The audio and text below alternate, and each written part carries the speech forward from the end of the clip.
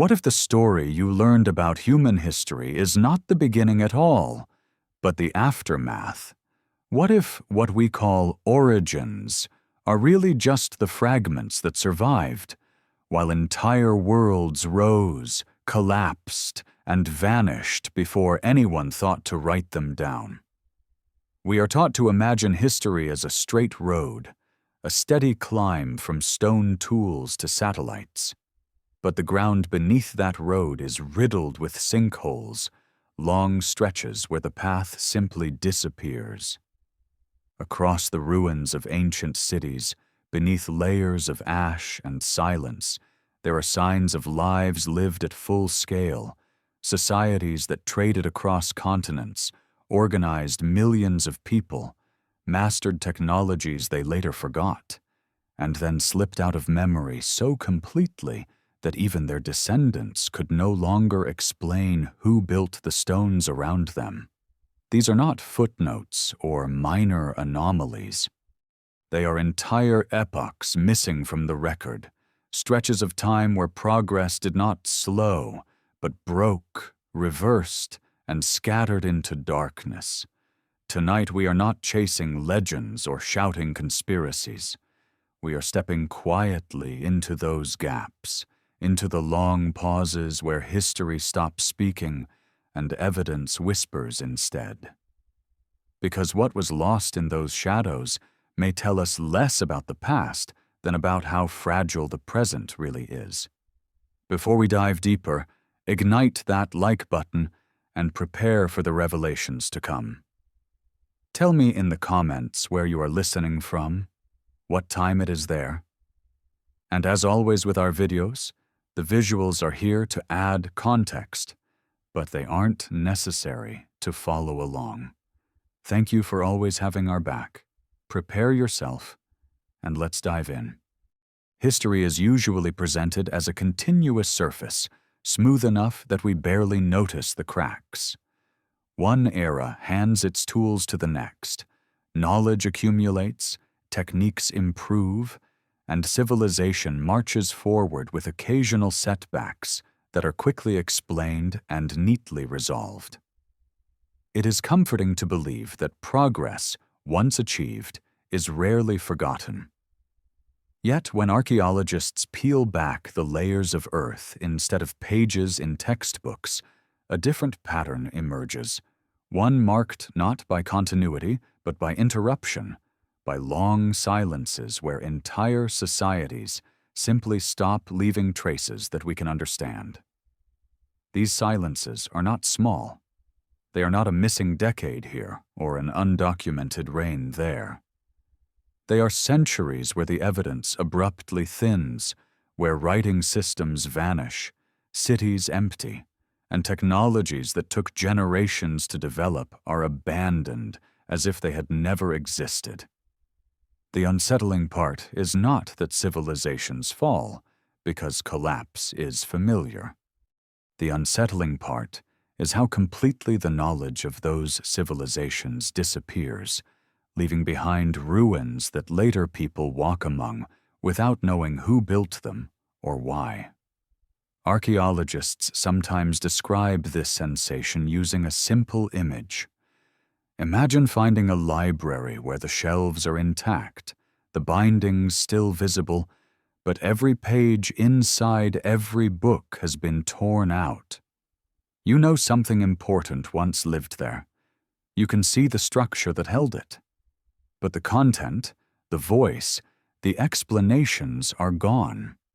This is what large portions of human history look like when examined closely.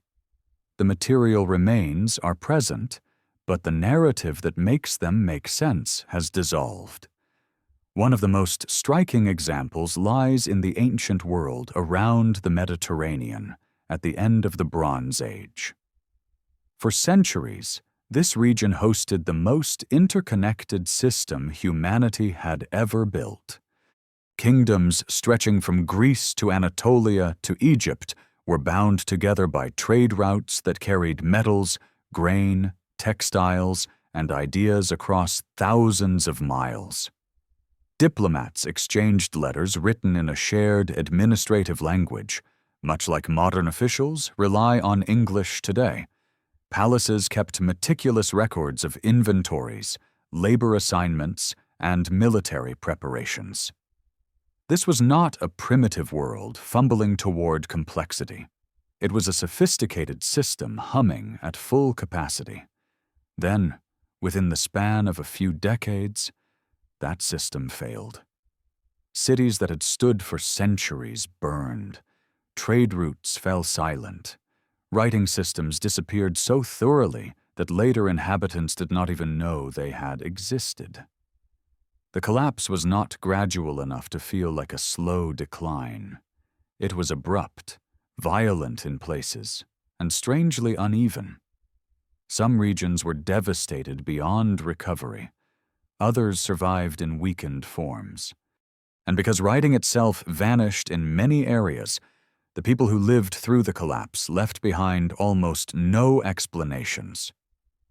What remains instead are layers of destruction. Charred beams fused to stone, abandoned streets filling with debris, administrative tablets baked hard by fire, preserving the final moments of bureaucracies that were desperately trying to hold things together. These tablets read like frozen panic, lists of resources counted and recounted, guards assigned to coastlines, metals rationed down to the smallest unit. And then they stop. The records end not because the story concludes, but because no one was left who could continue writing it. This pattern forces an uncomfortable realization. Writing, literacy, and record-keeping are not permanent achievements. They are fragile practices that depend on stable institutions and social incentives. When those institutions collapse, writing can vanish within a generation. Children raised in a world where reading has no practical use will not learn it, and their children will not even know it was once valuable. In that sense, history is not just lost through catastrophe. It is forgotten through adaptation. The same pattern repeats elsewhere, across different cultures and continents. In parts of Europe after the fall of the Western Roman Empire, stone roads and aqueducts continued to exist physically, while the knowledge required to maintain them faded away.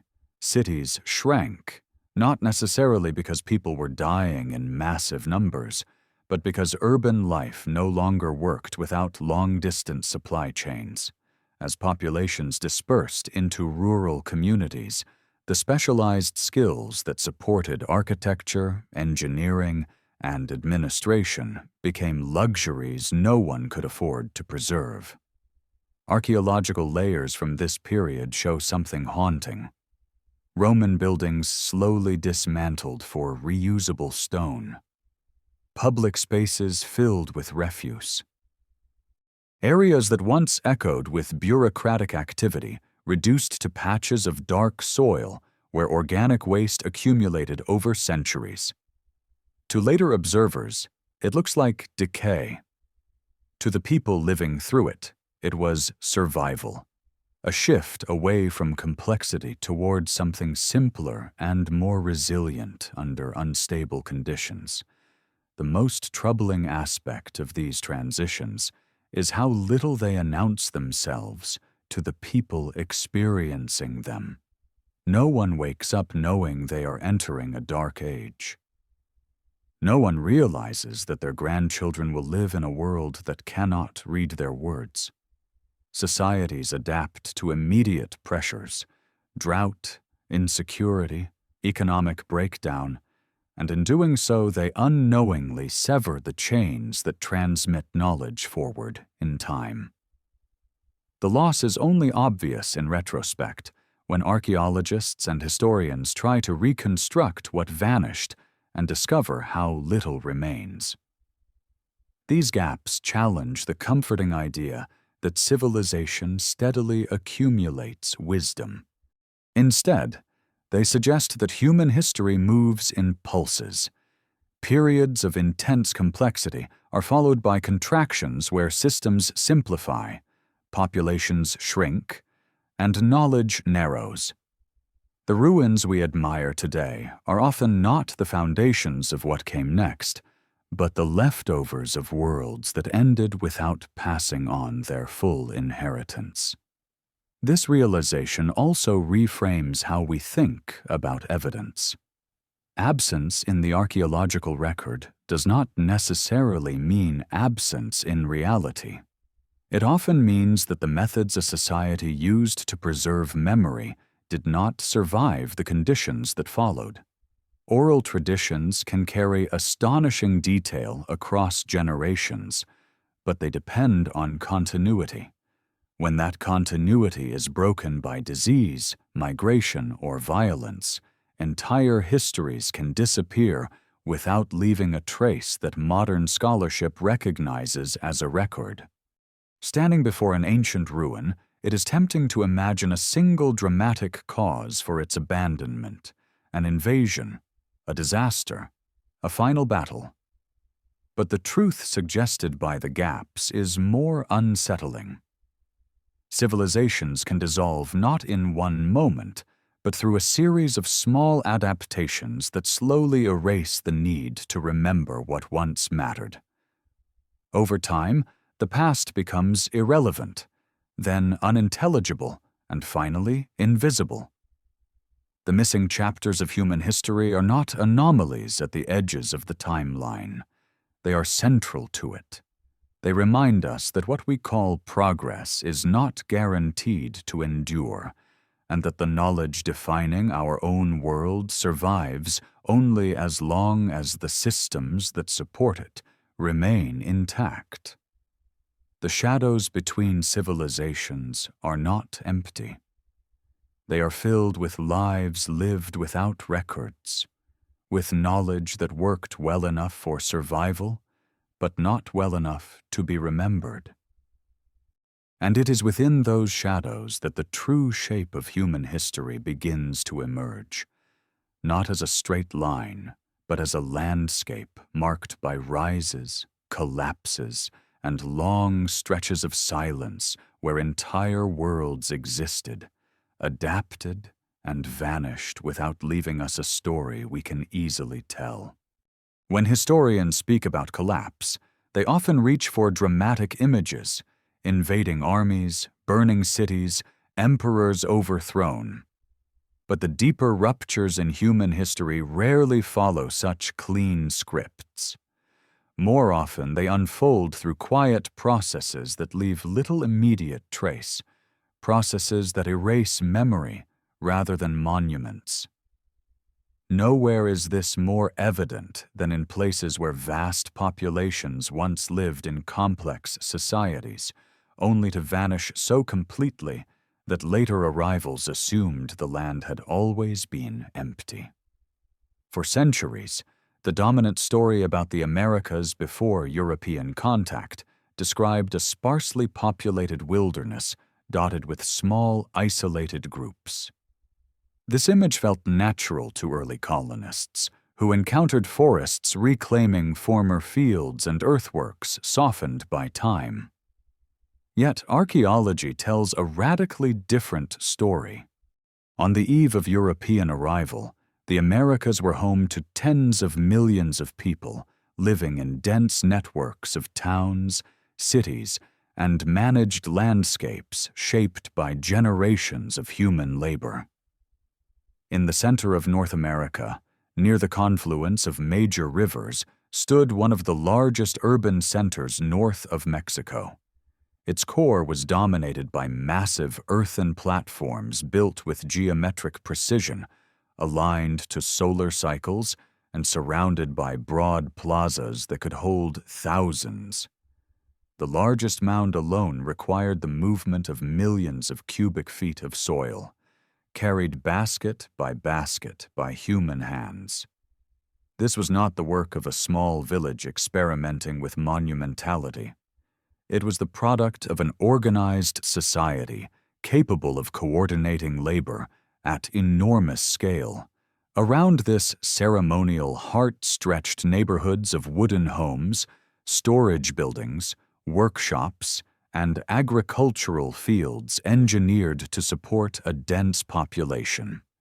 Crops were cultivated intensively, surplus was stored and redistributed, and trade routes connected the city to distant regions, bringing copper from far to the north and shells from warm southern coasts. This was a living system, balanced delicately between environment, population, and social structure. Then, sometime in the 14th century, the system unraveled.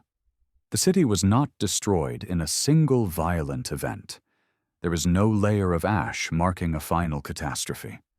Instead, evidence suggests a gradual abandonment. Homes were left empty. Maintenance of public spaces ceased. Fields returned to forest. Within a few generations, a city that had dominated the region for centuries was gone. Its inhabitants dispersed into smaller communities that carried fragments of its culture, but not its history. By the time Europeans reached the area centuries later, the people living nearby had no clear memory of who built the great mounds or why. Oral traditions hinted at ancestors and sacred places, but the specific story of the city's rise and fall had faded beyond recall. To outside observers, the landscape looked natural, untouched, reinforcing the illusion that no complex society had ever existed there at all. This pattern repeats across the continent. In the arid southwest, stone-built cities rose along canyon walls and desert valleys, carefully oriented to the movement of the sun and moon. Multi-story structures housed hundreds of rooms, connected by roads engineered to run straight across difficult terrain. Water was captured, stored, and distributed through carefully planned systems in environments where rainfall was unpredictable. These were societies deeply attuned to their surroundings, balancing architecture, astronomy, and agriculture in ways that required accumulated knowledge. Yet these cities, too, were abandoned. Over the course of decades, people migrated away, leaving behind walls, pottery, and tools, but no written explanations. Descendant communities preserved elements of language, ritual, and worldview, but the precise reasons for the departure became layered with symbolism rather than chronology. Environmental stress, shifting climate patterns, and social tensions likely all played a role, but without records, certainty dissolves into probability. What makes the American case especially tragic is timing. When Europeans arrived, they did not encounter these civilizations at their height. They encountered landscapes already transformed by collapse. And then came diseases that moved faster than any army. Pathogens carried unknowingly across oceans spread through existing trade routes, reaching communities that had never seen a European face. Entire towns died before direct contact ever occurred. The demographic collapse was staggering. In some regions, populations dropped by as much as 90% within a century. Elders died, and with them died the stories that anchored communities to their past. Oral histories, which rely on continuous transmission, shattered under the weight of loss. What survived were fragments, rituals without full context, memories disconnected from the events that gave them meaning. This loss had a profound effect on how history would later be written. When colonists and scholars attempted to reconstruct the past, they found monuments without explanations and living communities without detailed memories of their builders. In the absence of written records, speculation rushed in. Some attributed the structures to mythical outsiders.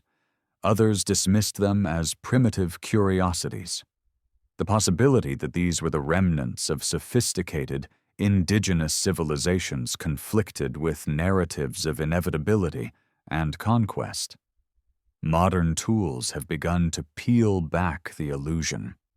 Technologies that allow researchers to see beneath forest canopies have revealed vast networks of roads, terraces, canals, and settlements previously hidden by vegetation.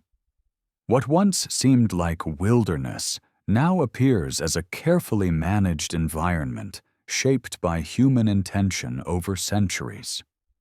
The forests themselves bear the marks of cultivation, with plant species distributed in patterns that reflect ancient agriculture rather than random growth. These discoveries force a re-evaluation not just of American history, but of how historical absence is interpreted. The lack of written documents does not indicate a lack of complexity. It indicates a reliance on forms of memory that are more vulnerable to disruption. When those systems break, history does not leave a gap that is easily filled later. It leaves a silence that can last for centuries.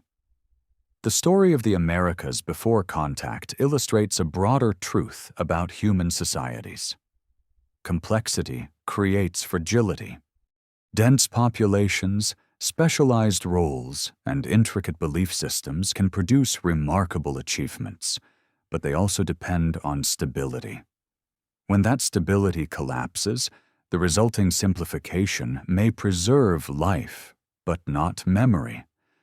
People adapt, but in doing so, they shed layers of their past that no longer serve immediate survival. These vanished cities and forgotten networks are not anomalies. They are reminders that much of human history unfolded without leaving behind the kinds of records modern observers expect. The past is not empty where we cannot see it. It is crowded with lives and decisions that shaped the world, even if their voices no longer reach us. In the quiet spaces between ruins and forests, the Americas hold a lesson echoed across the globe. Civilizations do not need to be conquered to disappear. Sometimes all it takes is time, disruption, and the slow erosion of memory, until even the descendants of builders stand among their ancestors' works and wonder who could have made them. Among all the lost worlds scattered across human history, few are as unsettling as the civilization that once flourished along the Indus River and then slipped almost entirely beyond comprehension. It covered a territory larger than ancient Egypt and Mesopotamia combined, sustained millions of people for centuries, and achieved levels of urban planning that would not be matched elsewhere for thousands of years. And yet, despite its scale and sophistication, we do not know what its people called themselves, what language they spoke, how their government functioned, or what stories they told about who they were. The cities they left behind tell a story without words. Streets laid out in precise grids intersect at right angles, not by accident, but by deliberate design. Buildings were constructed from standardized bricks fired to exact proportions, suggesting a shared system of measurement enforced across hundreds of settlements. This kind of uniformity does not emerge organically. It requires coordination, shared norms, and some form of authority capable of sustaining standards over generations. Beneath the streets ran covered drainage systems, carrying waste away from homes with an efficiency that would put many much later cities to shame. Almost every house had access to fresh water through wells, and bathing areas connected to carefully engineered sewers. Public infrastructure on this scale implies collective planning and maintenance, yet there are no obvious palaces looming over the cityscape, no monumental temples dominating the skyline, no inscriptions proclaiming the power of kings or gods. This absence is one of the great puzzles. In Mesopotamia, power announced itself through ziggurats and royal inscriptions carved into stone. In Egypt, it took the form of pyramids and endless hieroglyphic records detailing divine rule. Along the Indus, power, if it existed in familiar forms, left no comparable signature. The cities appear almost strangely egalitarian, with residential buildings varying in size but rarely displaying extreme inequality. What little we have in the way of writing only deepens the mystery. Thousands of small seals have been recovered, carved with animals, human figures, and short sequences of symbols. These inscriptions are elegant and consistent, suggesting a formal system rather than random decoration. But they are frustratingly brief. Most contain only a handful of symbols, far too short to reveal grammar, syntax, or narrative structure. Scholars have spent more than a century trying to unlock these symbols. Some approaches treat them as a true writing system representing spoken language, pointing to statistical patterns that resemble those found in known scripts. Others argue they may function more like symbolic identifiers, conveying information without encoding speech in full sentences. Without longer texts or a bilingual inscription that pairs the symbols with a known language, certainty remains out of reach. This silence has consequences. Writing is not just a tool for administration. It is a window into belief, identity, and self-understanding. Without it, we are forced to infer social structures from bricks and drains, to guess at religion from figurines that could just as easily be toys as sacred icons. A seated figure on one seal might represent a deity, a ruler, or an abstract concept, but without explanation, every interpretation remains provisional. For centuries, this civilization thrived. Trade links connected it to distant regions, evidenced by materials that traveled hundreds of miles. Standardized weights suggest regulated commerce. Craft specialization produced fine jewelry, seals, and tools that required skilled labor and knowledge passed down through apprenticeships. Whatever system governed this world, it worked well enough to sustain urban life on a massive scale. Then, slowly, it changed. Building quality declined. Cities lost their rigid planning. Some settlements were abandoned, others reduced in size. There is no clear layer of destruction pointing to conquest, no mass graves indicating sudden plague. Environmental shifts likely played a role.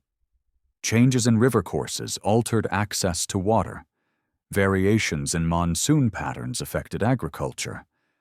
But these factors alone rarely erase civilizations. They usually force adaptation. What seems to have happened instead is dispersal. People moved away from dense urban centers into smaller communities, carrying aspects of their culture with them while letting go of the centralized structures that had defined their cities. Over time, the shared standards that once unified hundreds of settlements dissolved. The civilization did not explode into chaos. It thinned out, fragmented, and faded. And then something remarkable happened. Within a few centuries, new cultural traditions emerged in the same broad region, speaking different languages and organizing society in fundamentally different ways.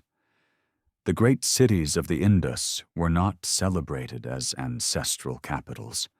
They were not woven into epic poetry or preserved as sacred ruins. They were forgotten. Their bricks were reused, their streets filled with silt, their meaning evaporated. This is perhaps the most disturbing aspect of the Indus story.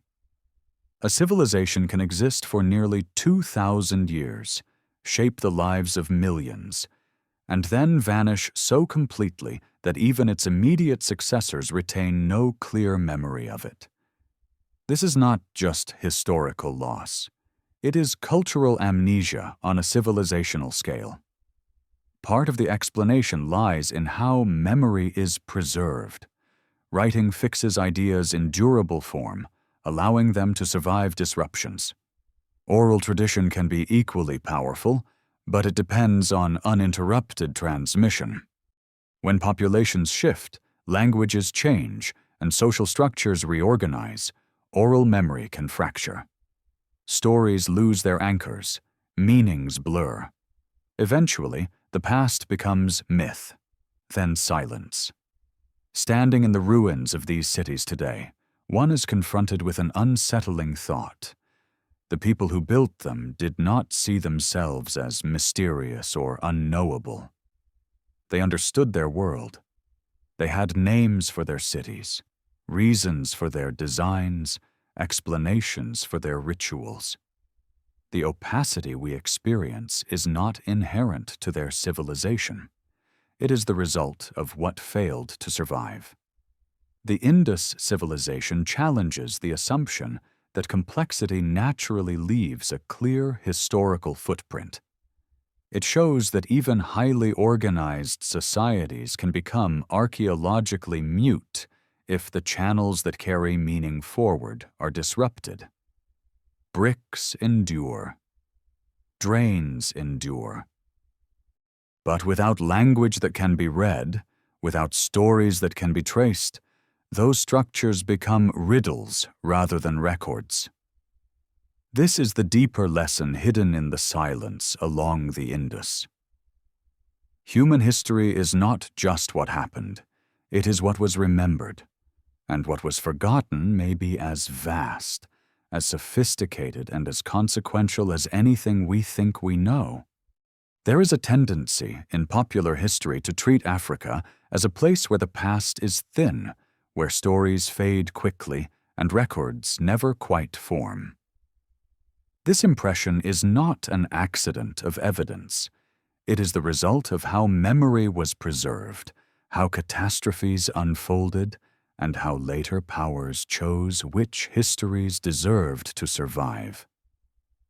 When viewed without those filters, Africa reveals some of the deepest and most painful gaps in the human record, not because civilizations failed to exist, but because their voices were systematically lost. Across much of the continent, history lived not in stone inscriptions or vast libraries, but in people. Specialized historians memorized genealogies, political events, and cultural laws, passing them from generation to generation through recitation, song, and ritual. These were not casual storytellers. They were trained custodians of collective memory, capable of recounting centuries of detail with remarkable precision. As long as societies remained stable, this system worked. But oral memory depends on continuity. When that continuity is broken, memory does not degrade gradually. It collapses. War, disease, forced migration, and social disintegration can silence a lineage of knowledge in a single generation. Unlike stone tablets buried in ruins, oral histories leave little behind once the chain is severed. What follows is not an incomplete record, but a void. Nowhere is this clearer than in the ruins of monumental African cities, whose builders were later denied authorship of their own achievements. In the hills of southeastern Africa stands an immense complex of stone walls, assembled without mortar, each block shaped and fitted with precision. At its height, this city was the center of a powerful trading kingdom that controlled the flow of gold from the interior to coastal merchants, connected to global trade networks, stretching across the Indian Ocean. The scale of construction speaks to organized labor, engineering knowledge, and long-term planning. These walls were not defensive improvisations. They were statements of permanence. Yet when outsiders encountered the ruins centuries later, they refused to accept the obvious conclusion. The idea that local populations could have built such structures did not fit prevailing assumptions. Instead, fantastical explanations were offered, attributing the city to distant foreigners or mythical figures. This denial had consequences. Oral traditions that might have preserved details about the city's rulers, social structure, and eventual decline were dismissed as unreliable or suppressed entirely. By the time archaeological evidence forced a correction, much of the living memory was already gone. What remains are stones without names, architecture without narrative. Further north, along the Nile, another civilization presents a different but equally haunting silence.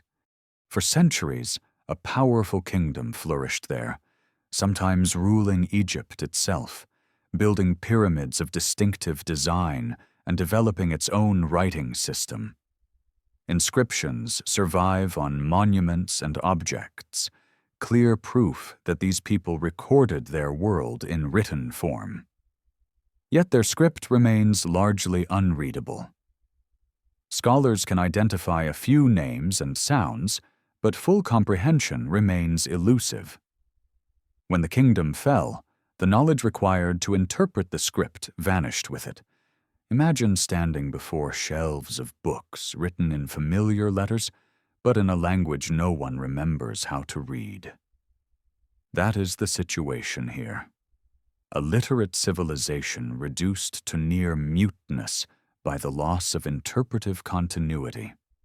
The tragedy deepens when considering the technological achievements scattered across the continent. In parts of West Africa, iron was being smelted centuries before it appeared in many other regions of the world. Communities leapt directly from stone tools to ironworking, mastering complex metallurgical processes that required controlled temperatures and specialized knowledge. The artifacts remain, elegant and technically sophisticated, but the societies that produced them left no decipherable texts explaining how or why they organized themselves as they did. This absence has fueled endless speculation, much of it disconnected from evidence. Were these independent inventions or the result of long-distance contact now lost to memory? Without records, the debate remains unresolved, highlighting how gaps in history generate uncertainty rather than clarity. Medieval West Africa offers yet another variation on this pattern. Vast empires rose, controlling trade routes that carried gold, salt, and ideas across thousands of miles. Their wealth was legendary even to distant observers, recorded in foreign chronicles that marveled at courts where gold flowed freely. Yet these external accounts capture only what outsiders noticed, not how these societies understood themselves. Internal records, where they existed, were fragile. Libraries were vulnerable to fire, conquest, and neglect. Oral historians preserved narratives, but those narratives were later disrupted by invasions, economic shifts, and eventually colonial domination. When European powers imposed new systems of education and governance, indigenous methods of preserving history were dismissed as inferior. Children were taught to look outward for origins, not inward. The result was not just the loss of specific events or names, it was the erosion of historical confidence. Entire populations were encouraged to see their past as blank or insignificant. Over time, this psychological erasure compounded the physical loss of evidence, making recovery even harder. What modern archaeology reveals, however, is that these gaps are not empty. Beneath layers of assumption lie patterns of urban planning, trade, and cultural exchange that rival those of better documented regions. Excavations continue to uncover cities, production centers, and trade networks that reshape timelines long thought settled. Each discovery adds weight to a simple truth. The absence of written records is not the absence of history. The African case forces a re-evaluation of what counts as historical evidence. Stone inscriptions and manuscripts are powerful, but they are not the only ways societies remember themselves. When historians privilege one form of memory over others, entire civilizations can slip into obscurity through no fault of their own. The past becomes skewed not by what happened, but by what survived.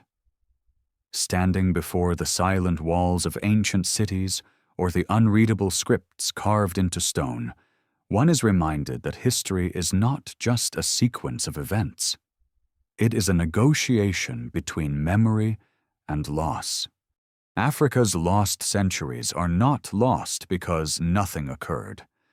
They are lost because the systems that carried meaning forward were broken, often deliberately, often violently. And yet, these silences are not final.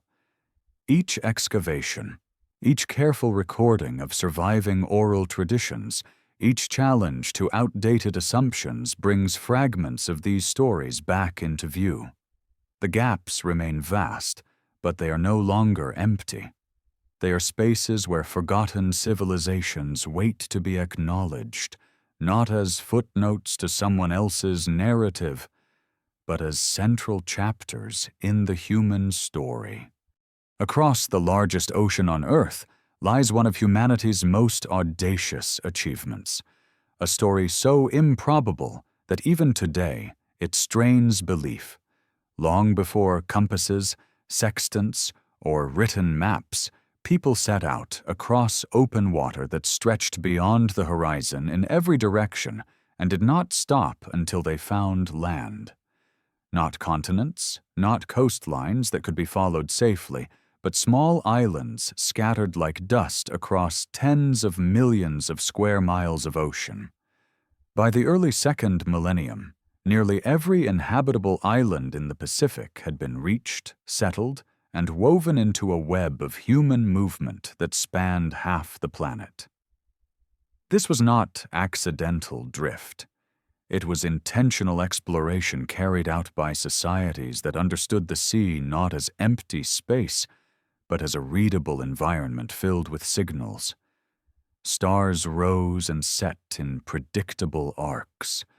Ocean swells crossed one another in stable patterns that bent and echoed around unseen land masses. Birds followed daily routines that revealed the proximity of shore. Clouds gathered and behaved differently above islands, forming subtle signatures against the sky. To Pacific navigators, these cues were not abstractions. They were lived knowledge, memorized through long apprenticeship and encoded in chants, stories, and ritual. The vessels themselves were marvels of engineering adapted to this knowledge system. Long, narrow hulls balanced by outriggers could travel fast and remain stable in heavy seas. Flexible lashings allowed the structure to absorb wave energy rather than fight it.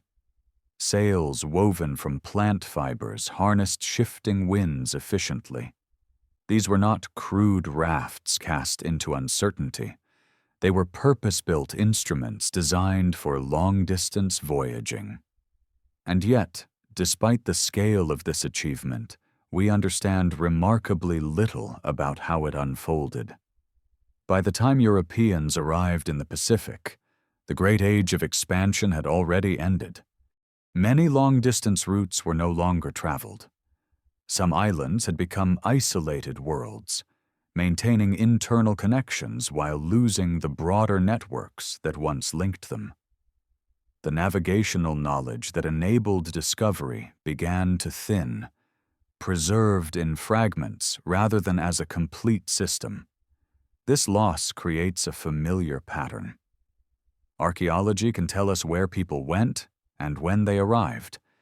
It can show us how islands were settled, how crops and animals were transported across vast distances, how societies adapted to environments ranging from volcanic highlands to coral atolls. What it cannot easily recover is the process itself, the lived experience of navigation, the decision-making that guided canoes across thousands of miles of open water without visible targets. The silence grows deeper when examining places where monumental construction emerged in the middle of this oceanic world. On a remote island surrounded by coral reefs, an entire city was built atop artificial platforms constructed from massive stone columns. These columns were quarried, transported, and stacked with precision, forming dozens of separate islets connected by canals. The scale of labor required is staggering, especially given the limited resources of a small island population. The city served as a political and ceremonial center for generations, yet it was abandoned long before outside observers recorded it. When Europeans eventually encountered the ruins, local inhabitants spoke of it as a place of the past, associated with legendary rulers whose era had already slipped into myth. The reasons for abandonment, the structure of authority, the daily life within the stone walls had already faded beyond living memory. Elsewhere in the Pacific, similar enigmas appear. Massive stone tombs, fortified hilltops, and carefully aligned ceremonial spaces dot islands whose populations maintained no written chronicles. Each site hints at complex social organization and long-term planning. Each also sits within a historical fog where precise timelines and motivations remain uncertain. Perhaps no Pacific mystery has been more misunderstood than the society that carved hundreds of enormous stone figures and placed them across a single isolated island. For generations, the prevailing explanation framed this as a cautionary tale of environmental self-destruction, a society that exhausted its resources and collapsed into chaos. Yet closer examination complicates that narrative. Evidence suggests that environmental change was more nuanced, influenced by introduced species and gradual adaptation rather than sudden ruin. What is clearer is that contact with the outside world proved catastrophic. Diseases introduced from afar devastated the population. Forced labor and exploitation followed. Whatever oral histories had survived until that moment were shattered under the weight of loss. The story most people now know is not the story the island's inhabitants would have told about themselves. It is a reconstruction filtered through absence. This pattern reflects a deeper vulnerability of non-written systems of memory. Pacific societies preserved knowledge through performance, repetition, and lived practice. Navigation was not a text to be consulted. It was a skill embodied in movement, perception, and experience. When circumstances changed and long voyages ceased, that knowledge no longer had a place to live. Without use, it could not survive intact. Modern experiments have demonstrated that fragments of this knowledge still work. Traditional canoes have crossed vast distances using reconstructed techniques based on oral accounts and careful study. These journeys prove that ancient navigation was not mystical intuition, but disciplined observation refined over generations. Yet even these reconstructions underscore how much is missing. They are approximations built from remnants, not restorations of a complete system. The Pacific story challenges a deeply ingrained assumption about exploration. We tend to associate discovery with written logs, maps, and names fixed on paper. But here was a world explored almost entirely without such records, leaving behind a legacy that is geographically complete but narratively thin. We know where people went. We do not know how they understood what they were doing as they went. This absence should not be mistaken for simplicity. The ability to settle nearly every habitable island across the largest ocean on Earth required planning, social coordination, and environmental knowledge of extraordinary depth. It required confidence not just in technology, but in memory systems capable of preserving complex information across generations. When those systems weakened, the story did not end with a dramatic collapse. It dissolved quietly into local traditions, then into silence. The Pacific thus holds one of history's most striking contradictions. It contains evidence of one of humanity's greatest achievements of exploration, yet offers almost no first-person accounts of how that achievement was accomplished. The ocean was crossed. The islands were found. The knowledge that made it possible survived just long enough to succeed, and then slipped away, leaving behind a world shaped by journeys whose details we can only partially reconstruct. In that vast blue expanse, the gaps in history are not empty spaces. They are filled with motion, intention, and skill that left few traces once the canoes stopped moving.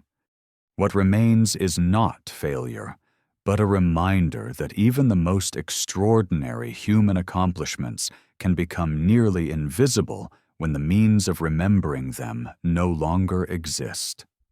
When people speak of the so-called Dark Ages in Europe, the phrase often conjures images of ignorance replacing enlightenment, as if civilization itself dimmed overnight.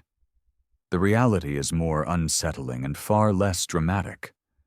What darkened was not life, but visibility.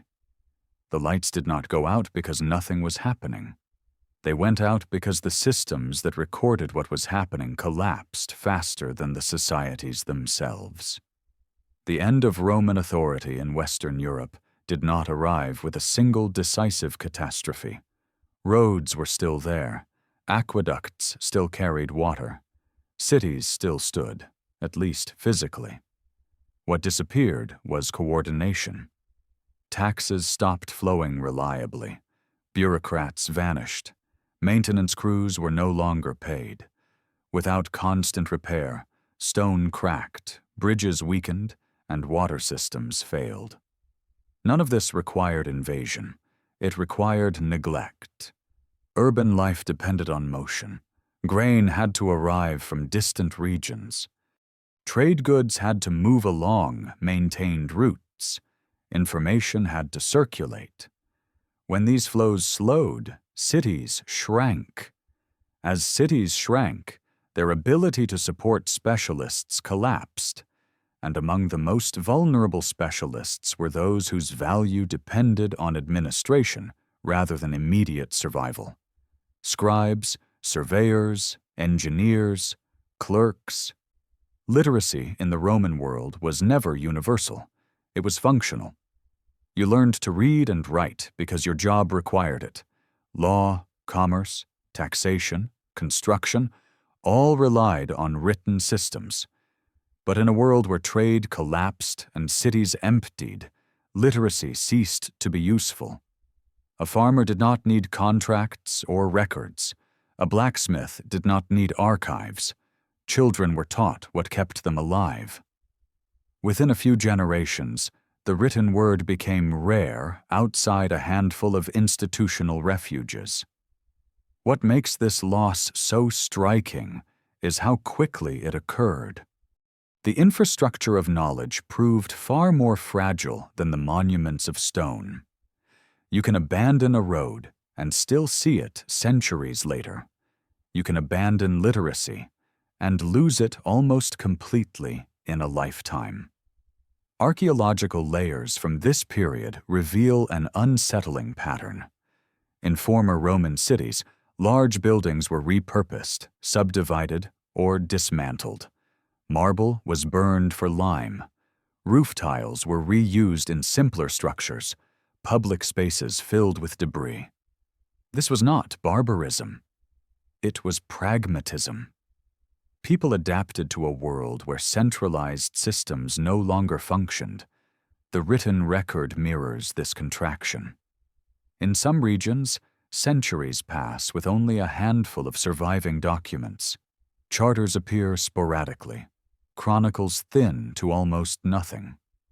The silence is not evidence of chaos.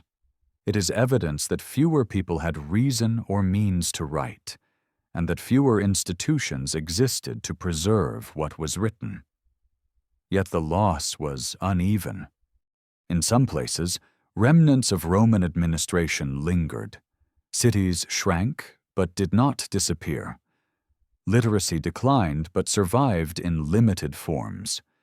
In others, especially on the fringes of the former empire, the collapse was near total.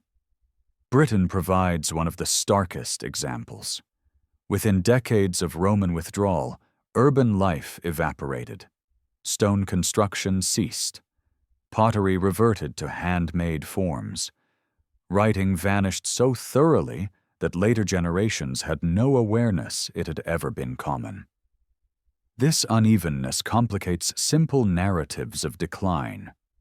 It suggests that collapse was not a single process, but a series of local adaptations shaped by geography, economy, and timing. Where trade routes remained viable, some complexity endured. Where isolation increased, simplification followed. One of the most haunting consequences of this period is how much technical knowledge disappeared without anyone noticing at the time. Roman concrete, road engineering, large-scale surveying all depended on written manuals and institutional memory. When those texts were no longer read, the knowledge they contained might as well have been erased. Builders could still stack stone. They could not replicate the systems that had once made stone last for centuries.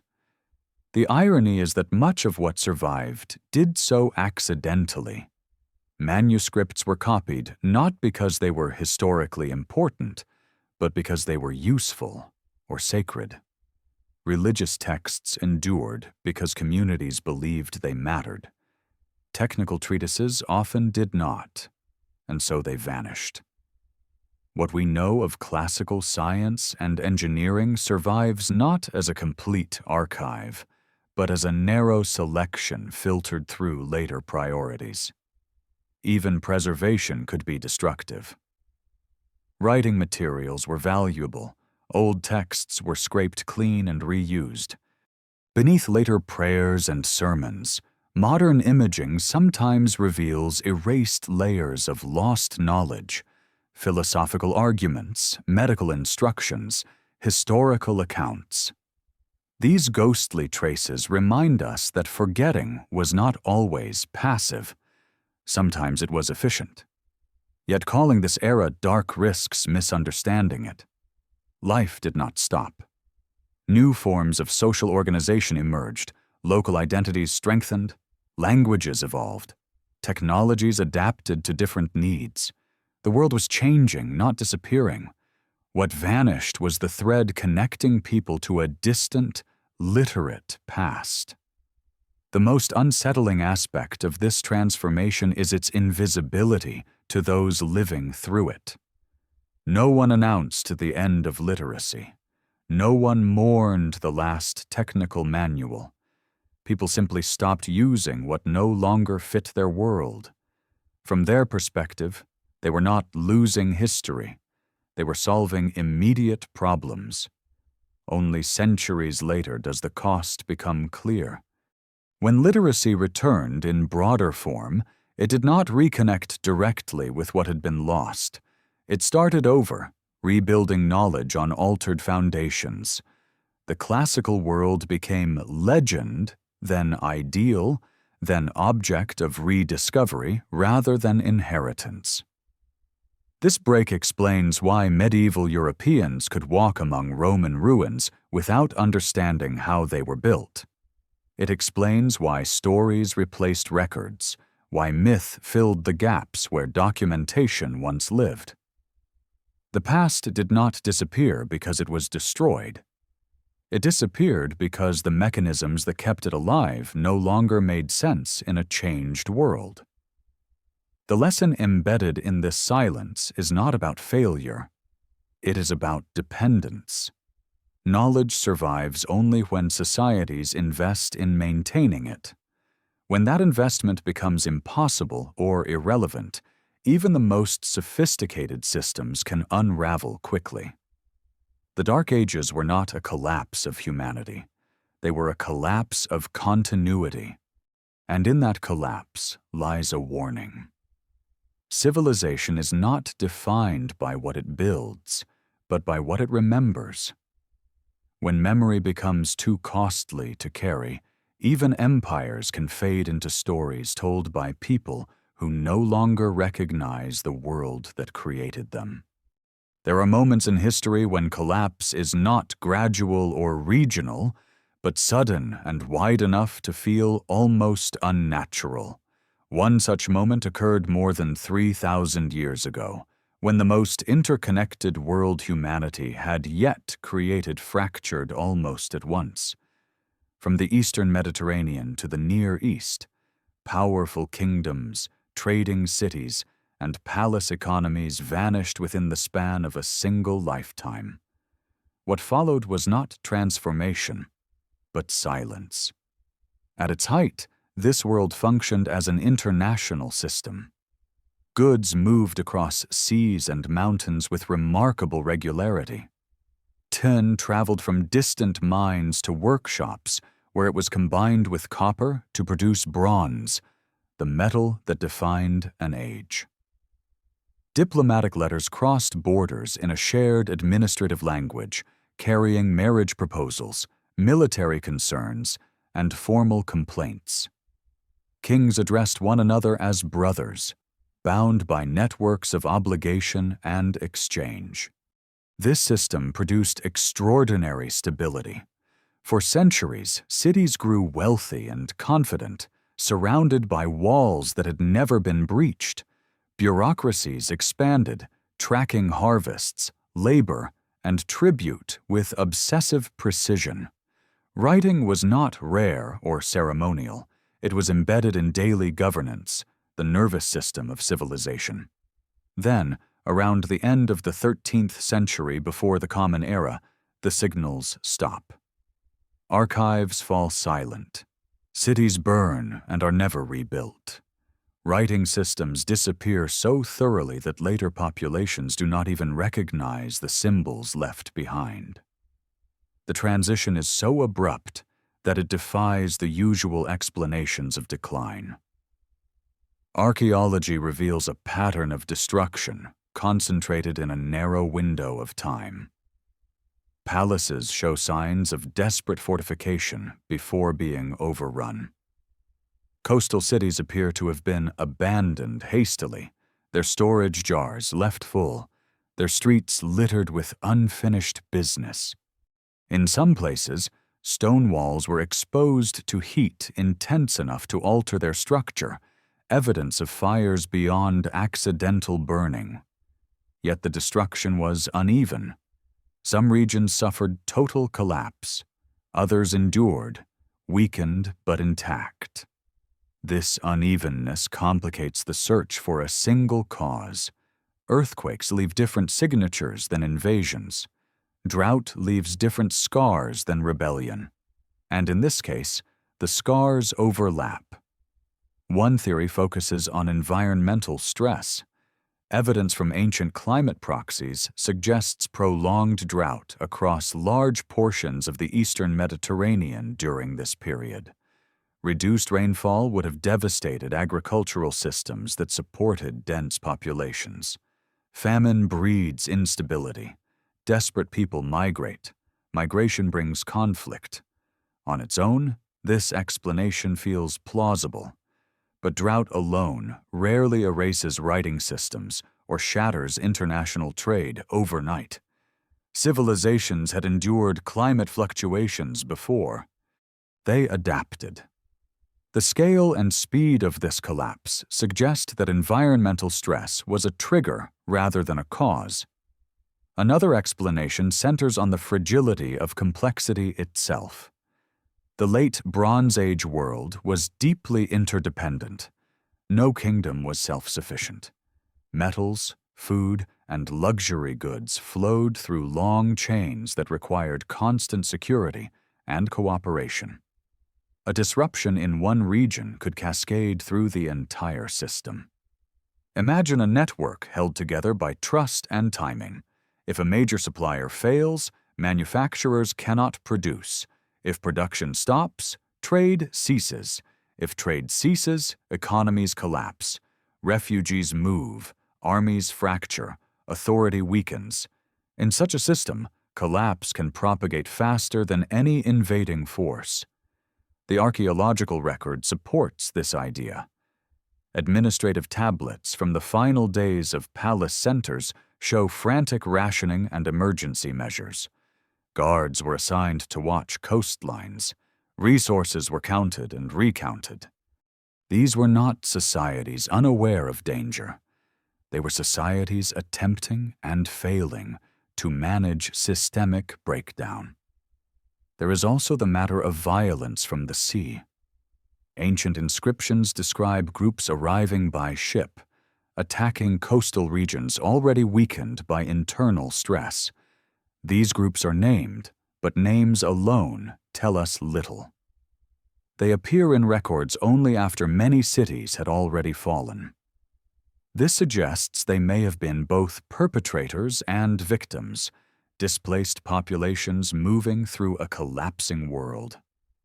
The true horror of this collapse lies not in its destruction, but in what followed. For centuries, large portions of the Mediterranean world entered a period with almost no written record. Literacy declined. Monumental construction ceased.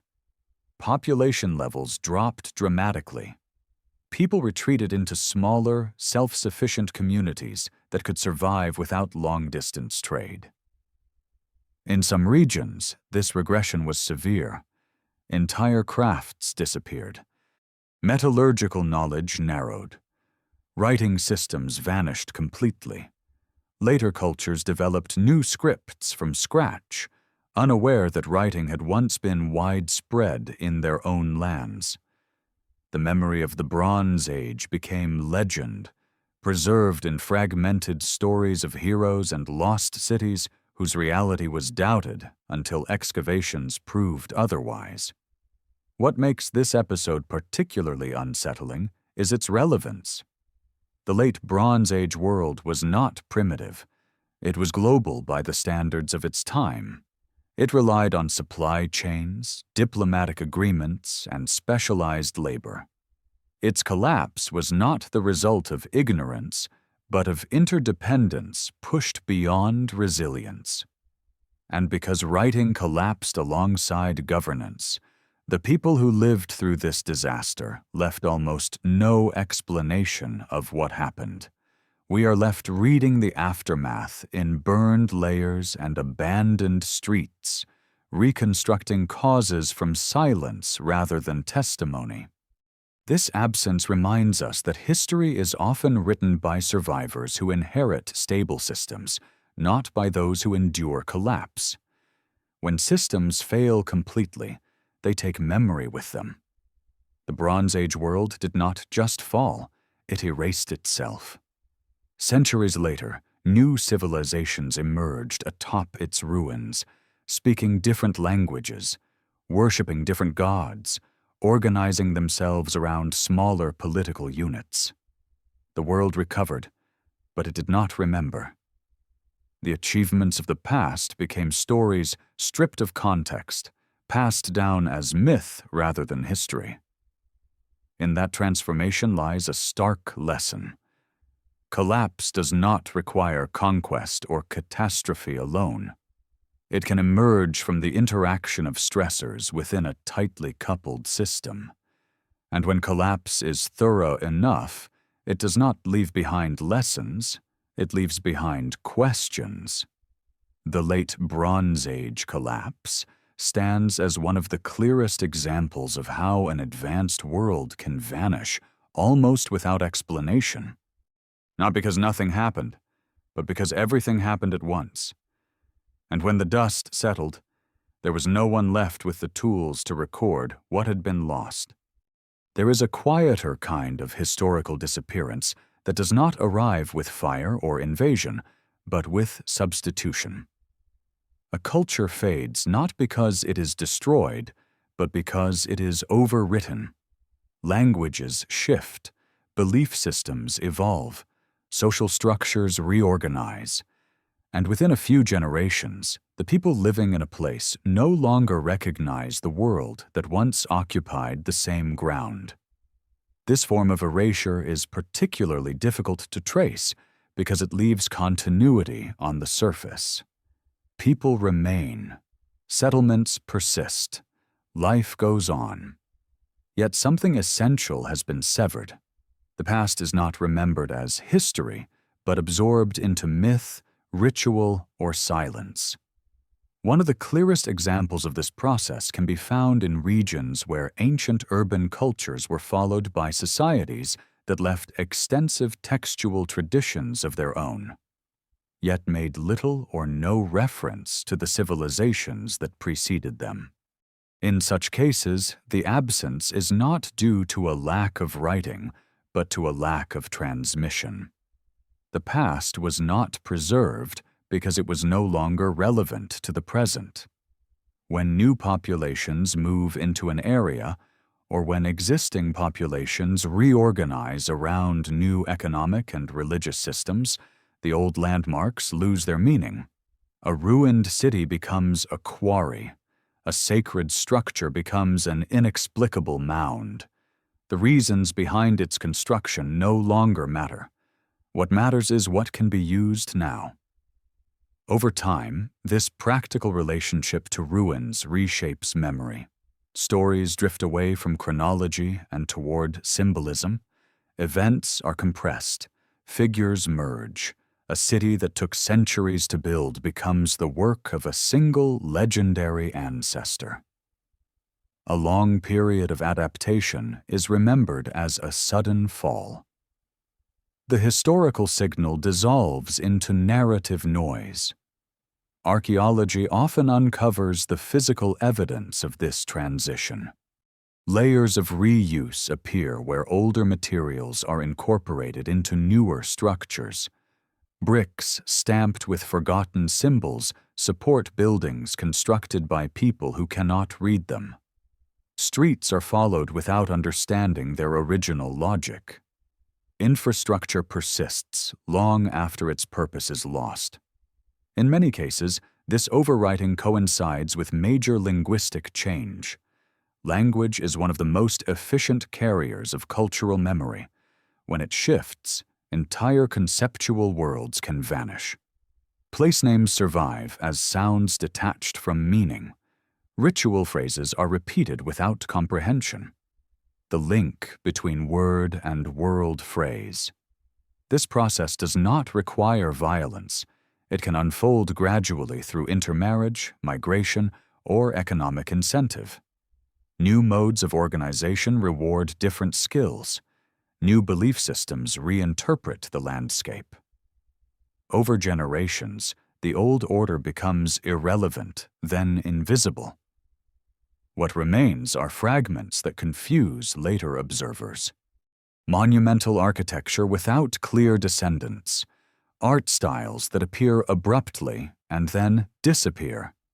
Technologies that seem advanced for their time, followed by simpler forms. These are not anomalies. They are signatures of cultural replacement.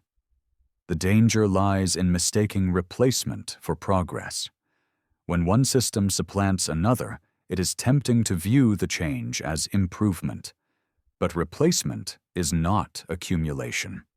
Knowledge does not automatically transfer. What is lost can exceed what is gained. This becomes painfully clear when examining societies that inherited landscapes dense with ancient construction, yet left few records explaining their origin.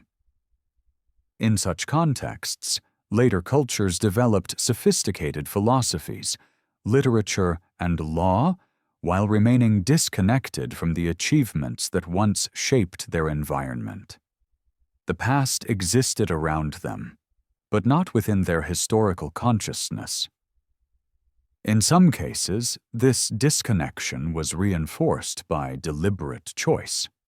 New religious movements often rejected older practices, framing them as obsolete or dangerous. Sacred sites were repurposed or abandoned. Older symbols were stripped of authority.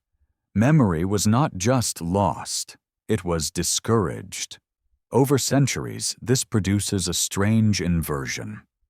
Later societies are better documented than earlier ones, yet understand less about the deeper past of their own regions.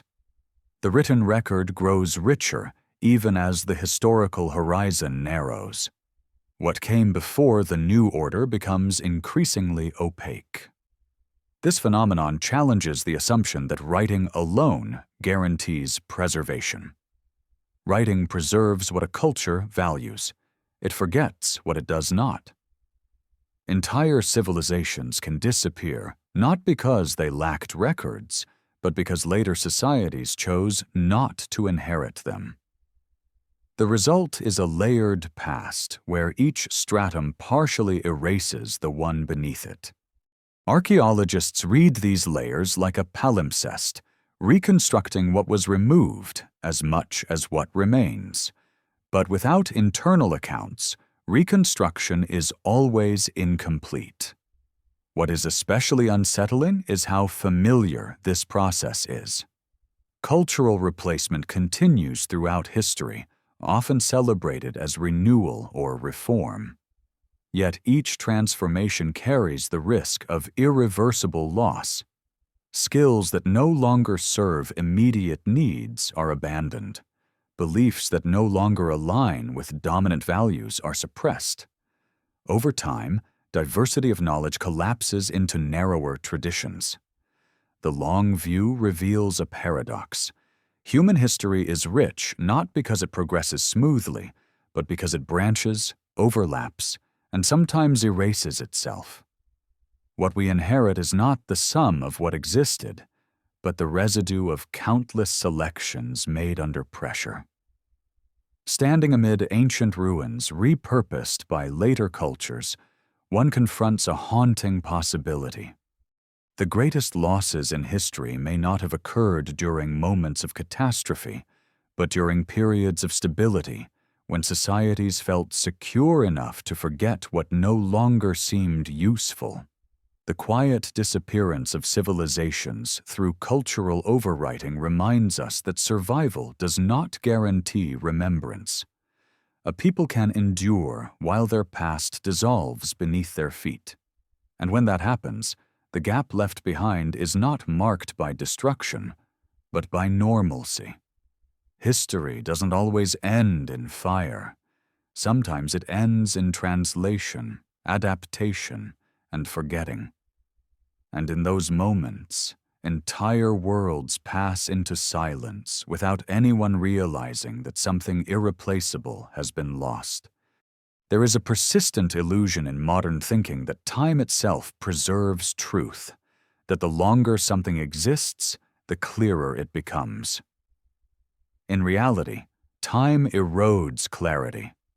The further we move from an event, the more likely it is that interpretation replaces memory. Evidence thins, context dissolves, and certainty gives way to competing reconstructions. Nowhere is this more evident than in the deep gaps where human history fades from record not once, but repeatedly. Across continents and millennia, the same pattern emerges.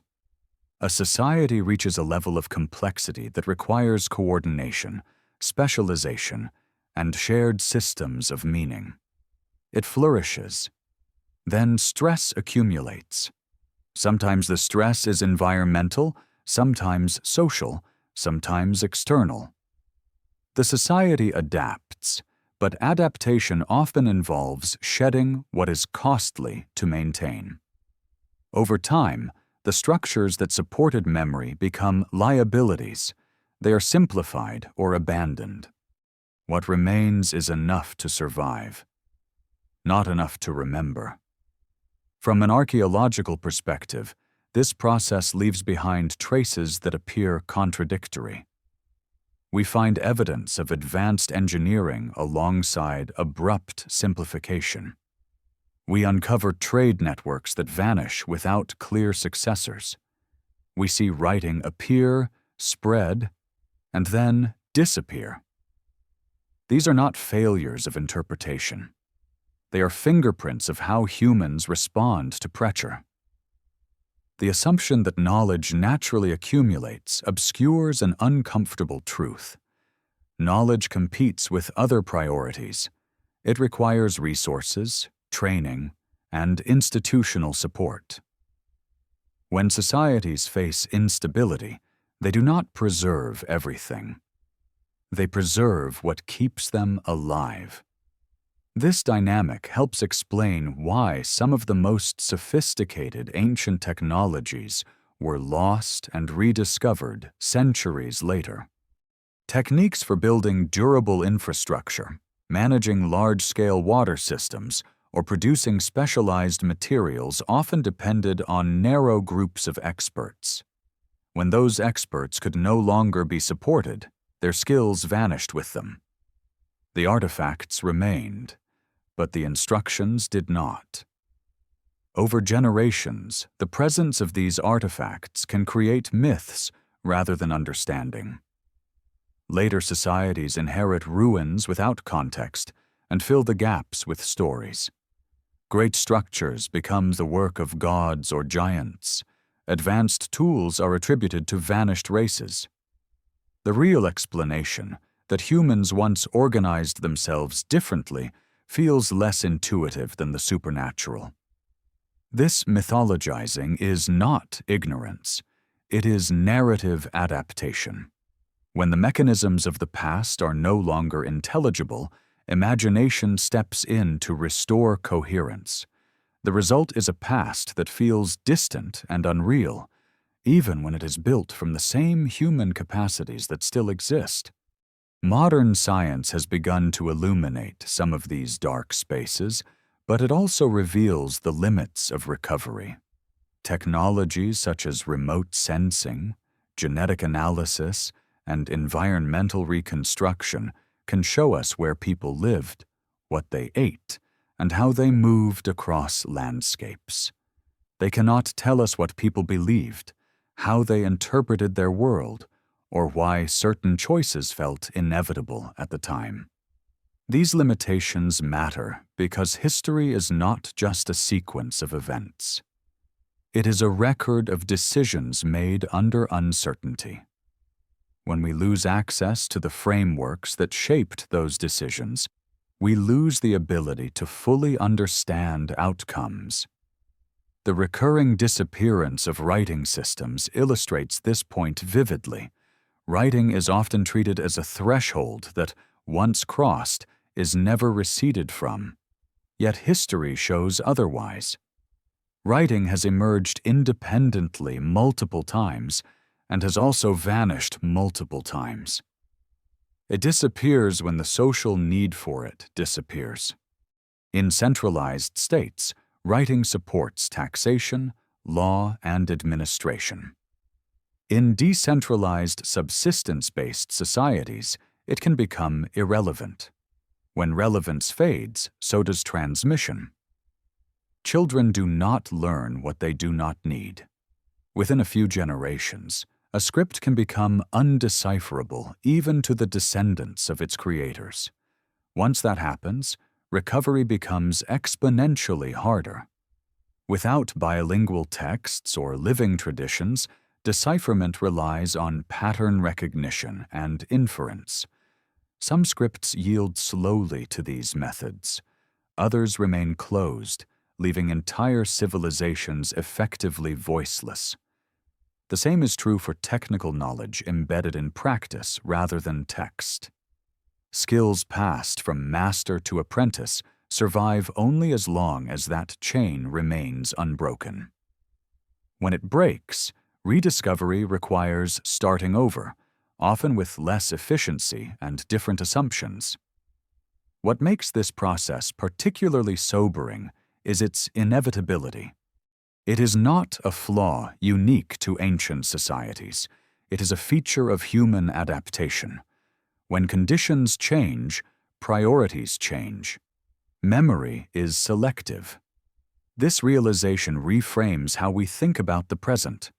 Modern societies generate unprecedented volumes of information, yet that does not guarantee preservation. Digital records depend on technologies that can become obsolete quickly. Formats change, storage media degrade. Without active maintenance, vast archives can become unreadable in surprisingly short periods. The ancient gaps remind us that permanence is an illusion. The survival of knowledge depends not on its importance, but on its continued usefulness to living systems. When usefulness ends, preservation often follows. Looking across the long arc of human history, the most striking fact is not how much we know, but how much we will never know. Entire lifeways have vanished without explanation. Entire intellectual traditions have dissolved without leaving a trace. What we call history is not the full story of humanity. It is a fragment shaped by survival, chance, and selection. This does not make the past meaningless. It makes it fragile. And in that fragility lies its power. The gaps in history are not empty spaces waiting to be filled. They are reminders of how easily meaning can be lost, how quickly complexity can contract, and how thin the line is between a world that remembers and one that forgets. In the end, the silence between civilizations speaks as loudly as their achievements. It tells us that progress is not guaranteed, memory is not automatic, and the human story is far more incomplete than we are comfortable admitting. There is a tendency to imagine history as a chain of causes and effects, each link cleanly connected to the next. But when viewed through the long lens of collapse and disappearance, history looks less like a chain and more like a series of islands, moments of clarity separated by wide stretches of obscurity. What connects them is not continuity, but survival. And survival, as the record shows, is rarely concerned with preserving the full complexity of what came before. One of the most striking features shared by vanished civilizations is how ordinary their final years likely felt to the people living through them. There is no evidence that most societies recognized their own historical importance. At the moment, it slipped away. People woke, worked, raised children, solved immediate problems. They adapted. And adaptation, while essential, often meant simplifying systems that had become too expensive to sustain. This is the quiet engine of historical loss. Collapse is not always an external force imposed on an unwilling society. It is often an internal recalibration. Large-scale administration gives way to local decision-making. Specialized labor gives way to general survival skills. Long-distance exchange gives way to self-sufficiency. Each step makes sense in isolation. Together they dismantle the scaffolding that holds memory in place. What remains afterward is not nothing. It is a different world, shaped by what endured. New traditions form. New identities take root. But the connection to the deeper past weakens until it breaks entirely. Later generations inherit land, tools, and ruins without inheriting the stories that once explained them. This pattern complicates how modern observers assign blame or credit to historical change. It is tempting to search for singular villains, invaders, disasters, failures of leadership. Yet the archaeological record suggests that many collapses were overdetermined. Multiple pressures converged. No single decision caused the outcome. Instead, a series of rational choices made under constraint gradually narrowed the future. The disappearance of knowledge, then, is not evidence of stupidity or short-sightedness. It is evidence of prioritization. When resources are scarce, societies choose what to carry forward. Food production matters more than record-keeping. Shelter matters more than philosophy. Immediate security matters more than long-term continuity.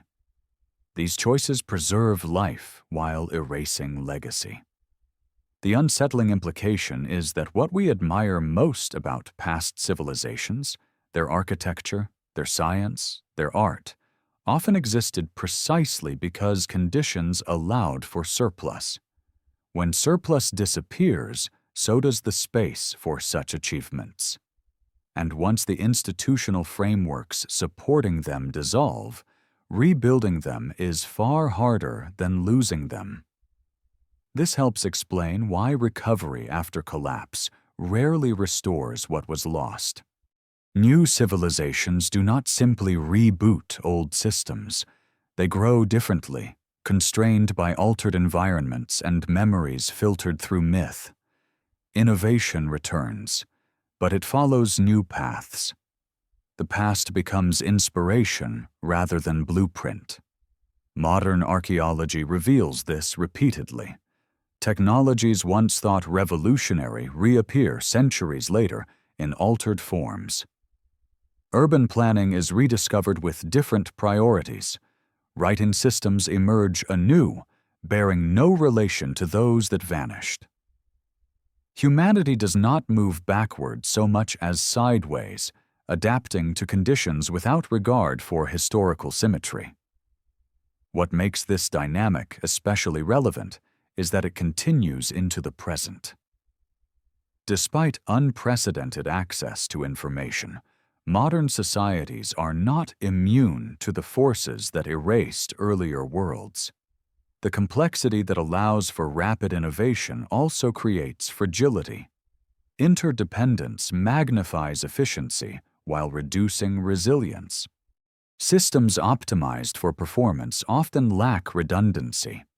The ancient past shows what happens when redundancy disappears. When a single disruption cascades through tightly coupled systems, failure propagates faster than response. Recovery becomes local rather than global. Knowledge fragments, memory narrows. This is not a prediction. It is an observation grounded in repetition. Civilizations have risen and fallen many times under different conditions, yet the structural patterns recur. Complexity expands. Stress accumulates, adaptation simplifies, memory thins. The most sobering aspect of this cycle is how little of it is visible in real time. Archaeological clarity is retrospective. Patterns that appear obvious from a distance were invisible up close. People living through transitions rarely frame their experience as decline. They frame it as adjustment. That adjustment often works. Communities survive. Cultures persist in modified forms. Humanity continues. What disappears is not life, but record. And without record, later generations reconstruct the past with incomplete tools. This reality challenges the confidence with which modern narratives are told. When historians speak definitively about ancient motivations or outcomes, they are often bridging gaps with inference rather than evidence. This is not failure of scholarship. It is the inevitable result of fragmented survival. Recognizing this limitation does not diminish the value of history, it deepens it. It reminds us that what we know is contingent, shaped by chance preservation and selective transmission. The past is not a fixed archive. It is a partial echo. The civilizations that vanished without explanation did not fail to leave meaning. Meaning simply failed to travel.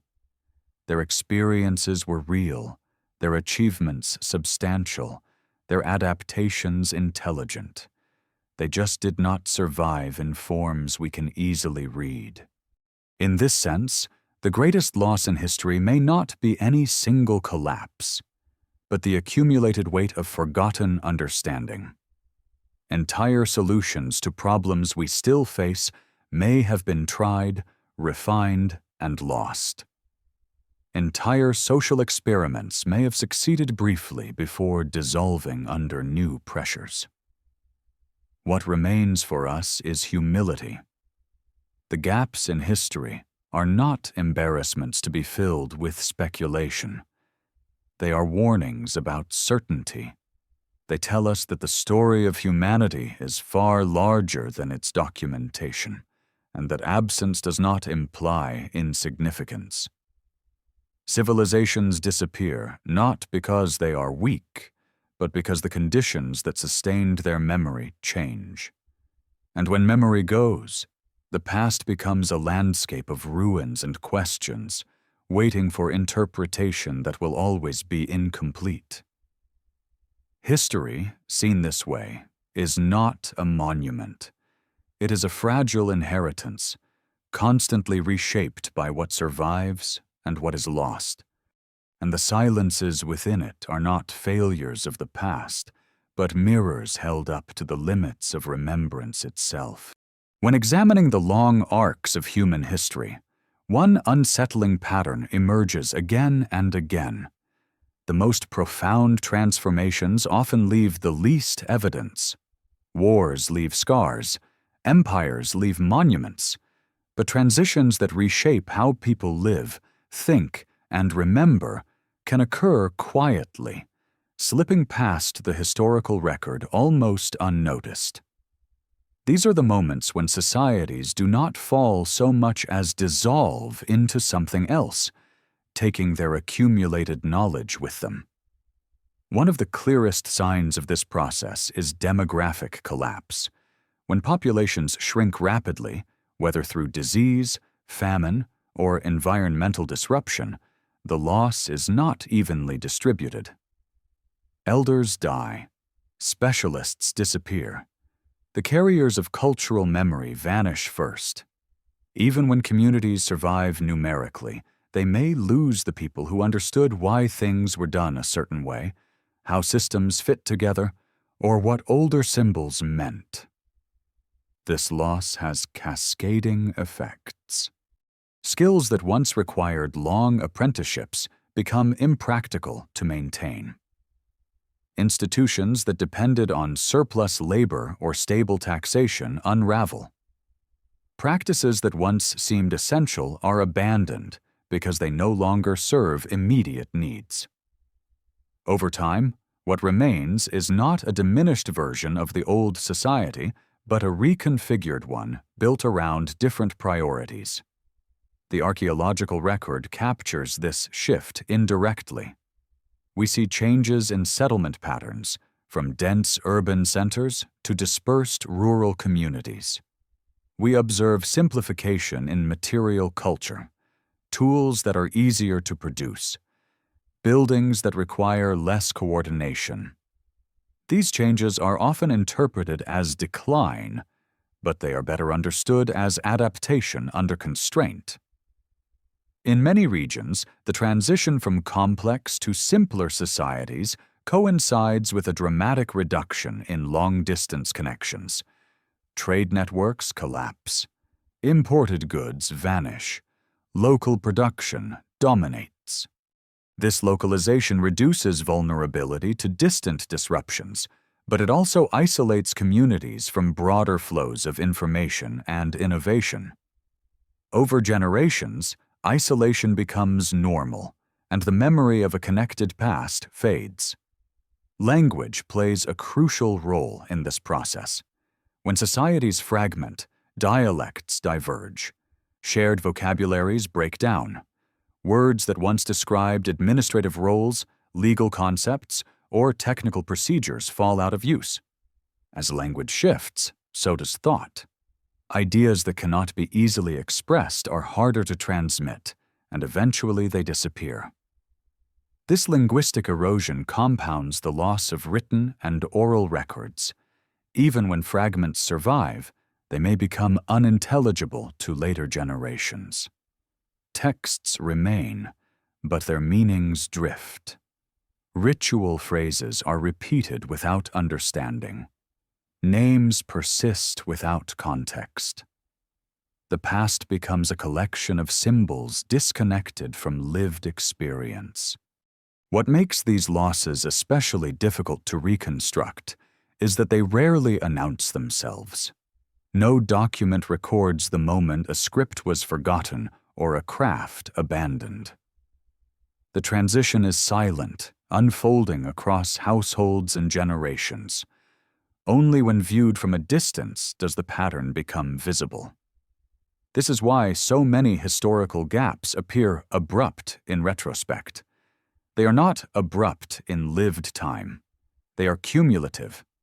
Each generation inherits slightly less than the one before.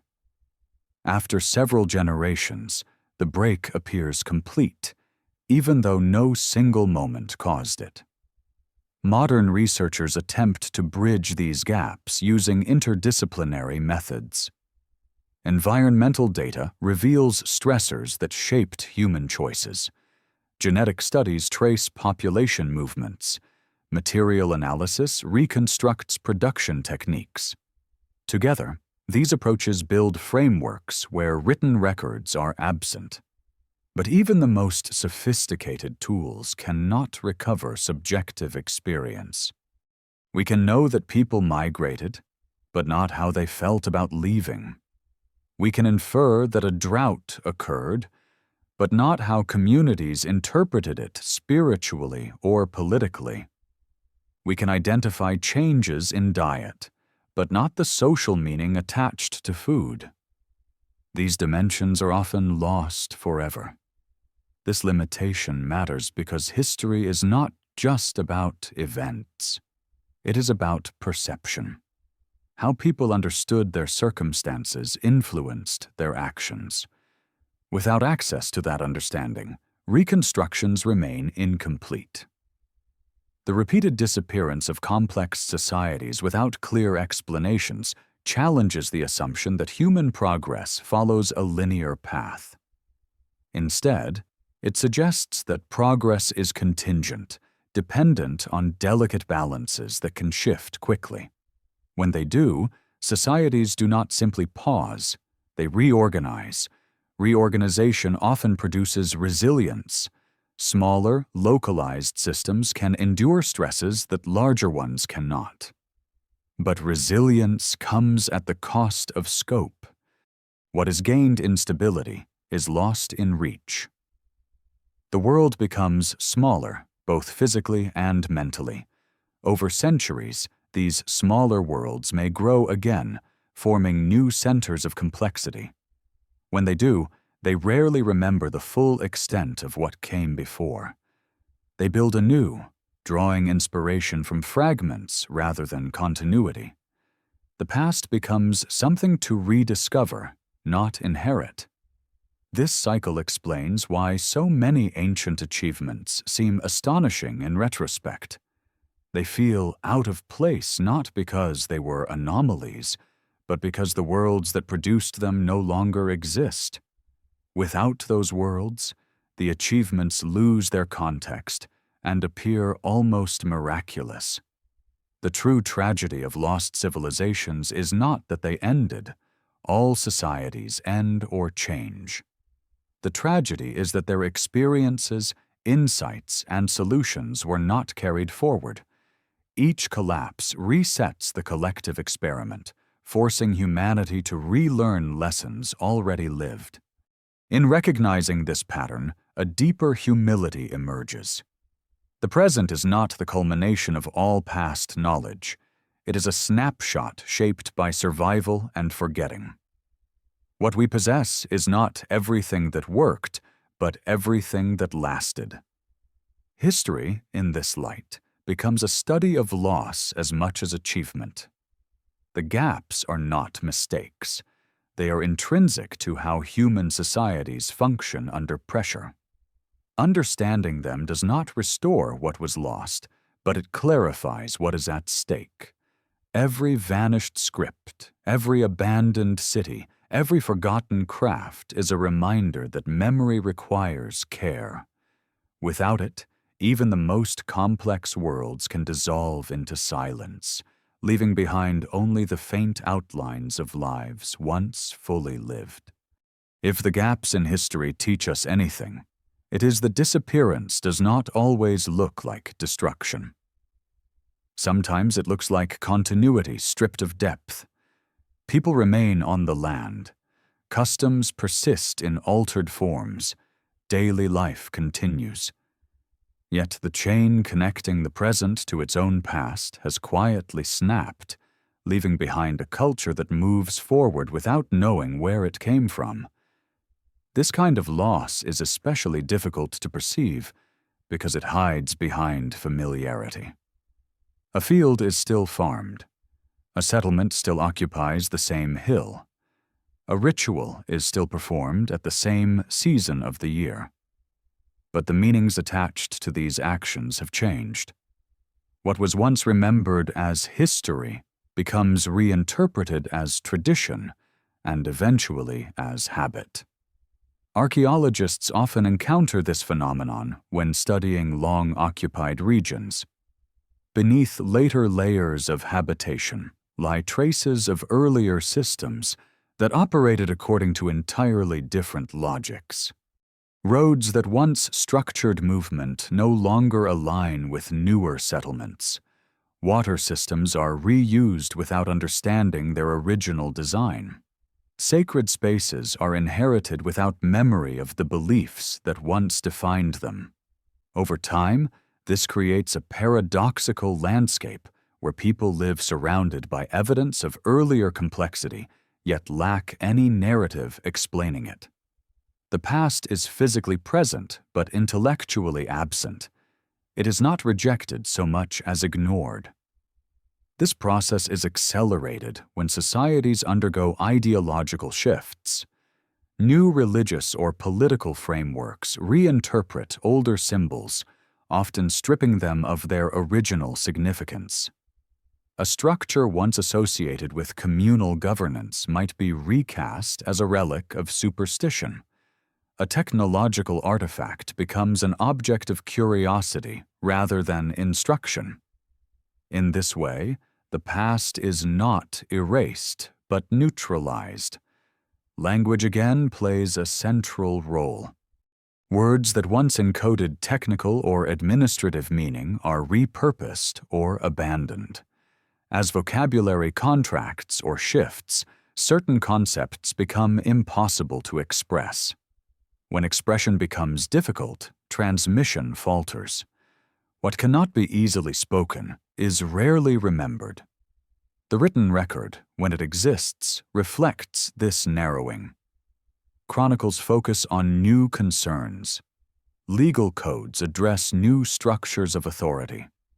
Older systems vanish not because they are destroyed, but because no one thinks to write about them anymore.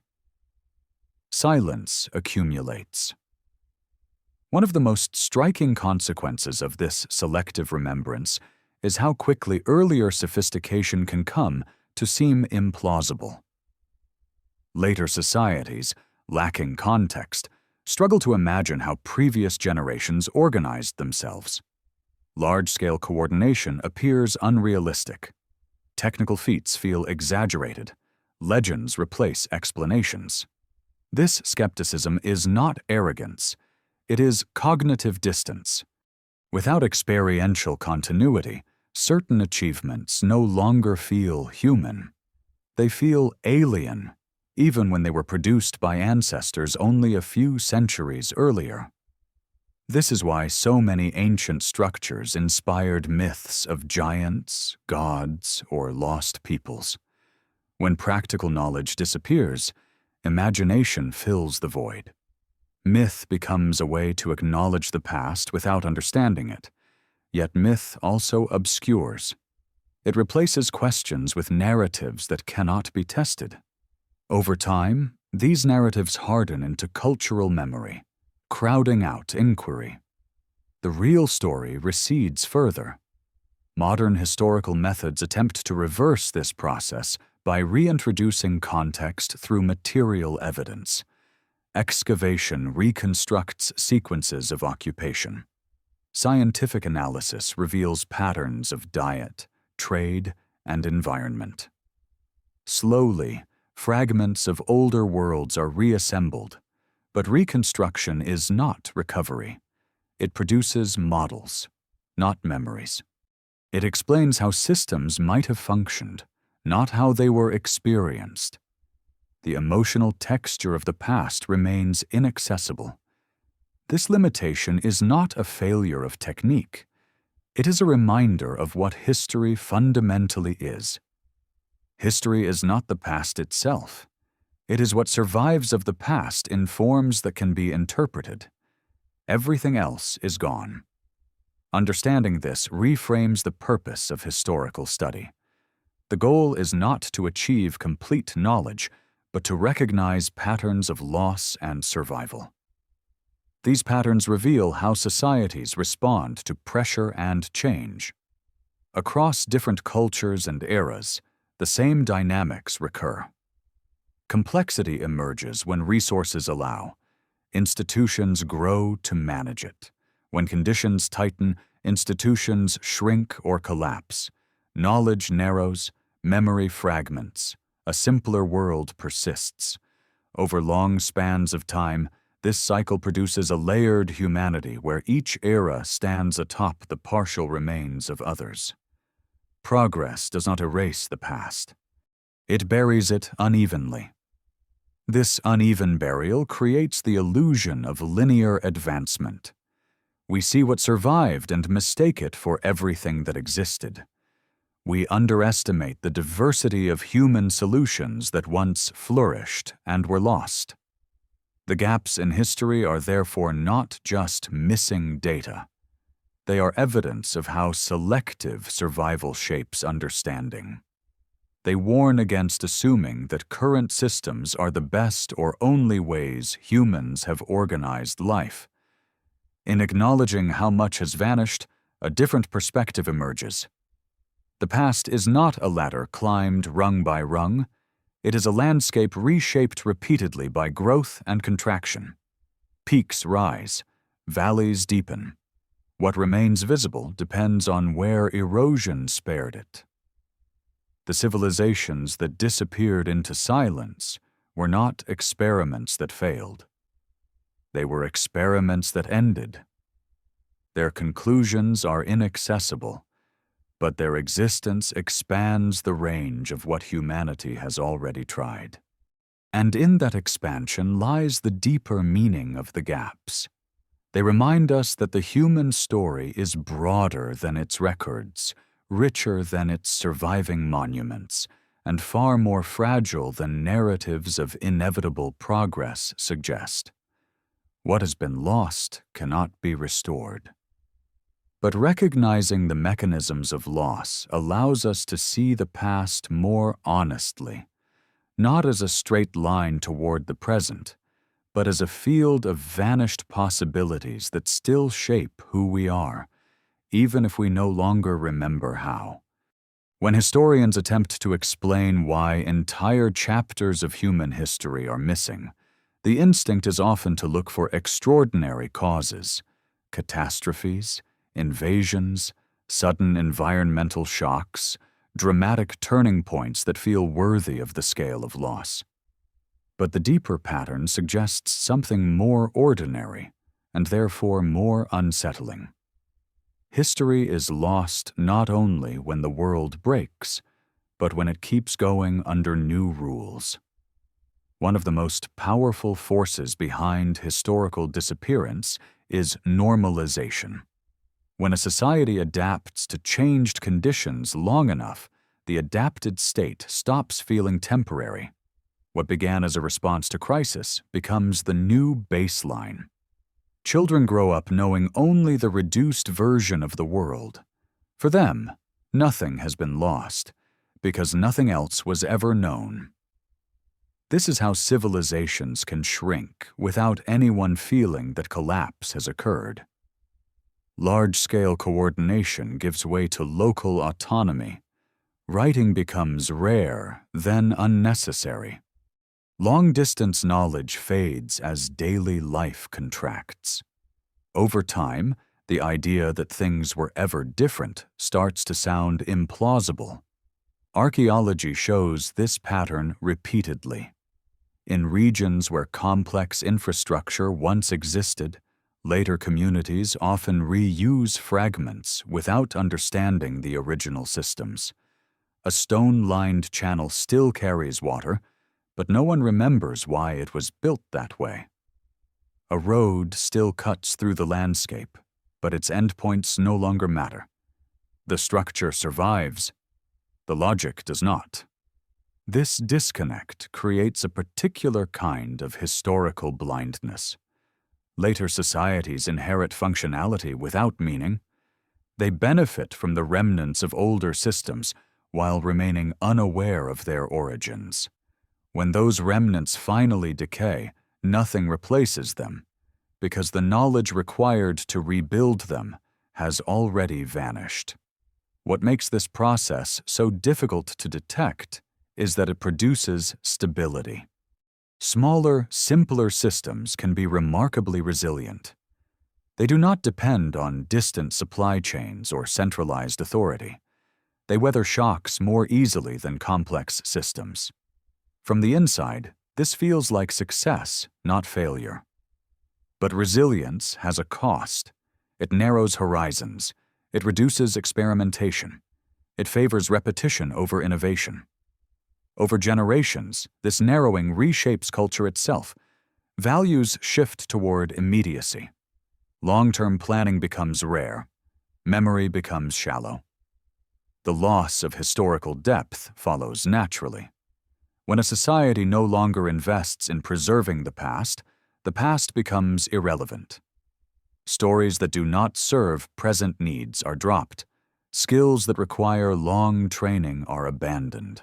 Archives decay. What remains is what can be carried easily. This is why so many ancient societies appear to vanish without replacement. They were replaced, but by versions of themselves that no longer remembered their own origins. The transition was internal, not imposed.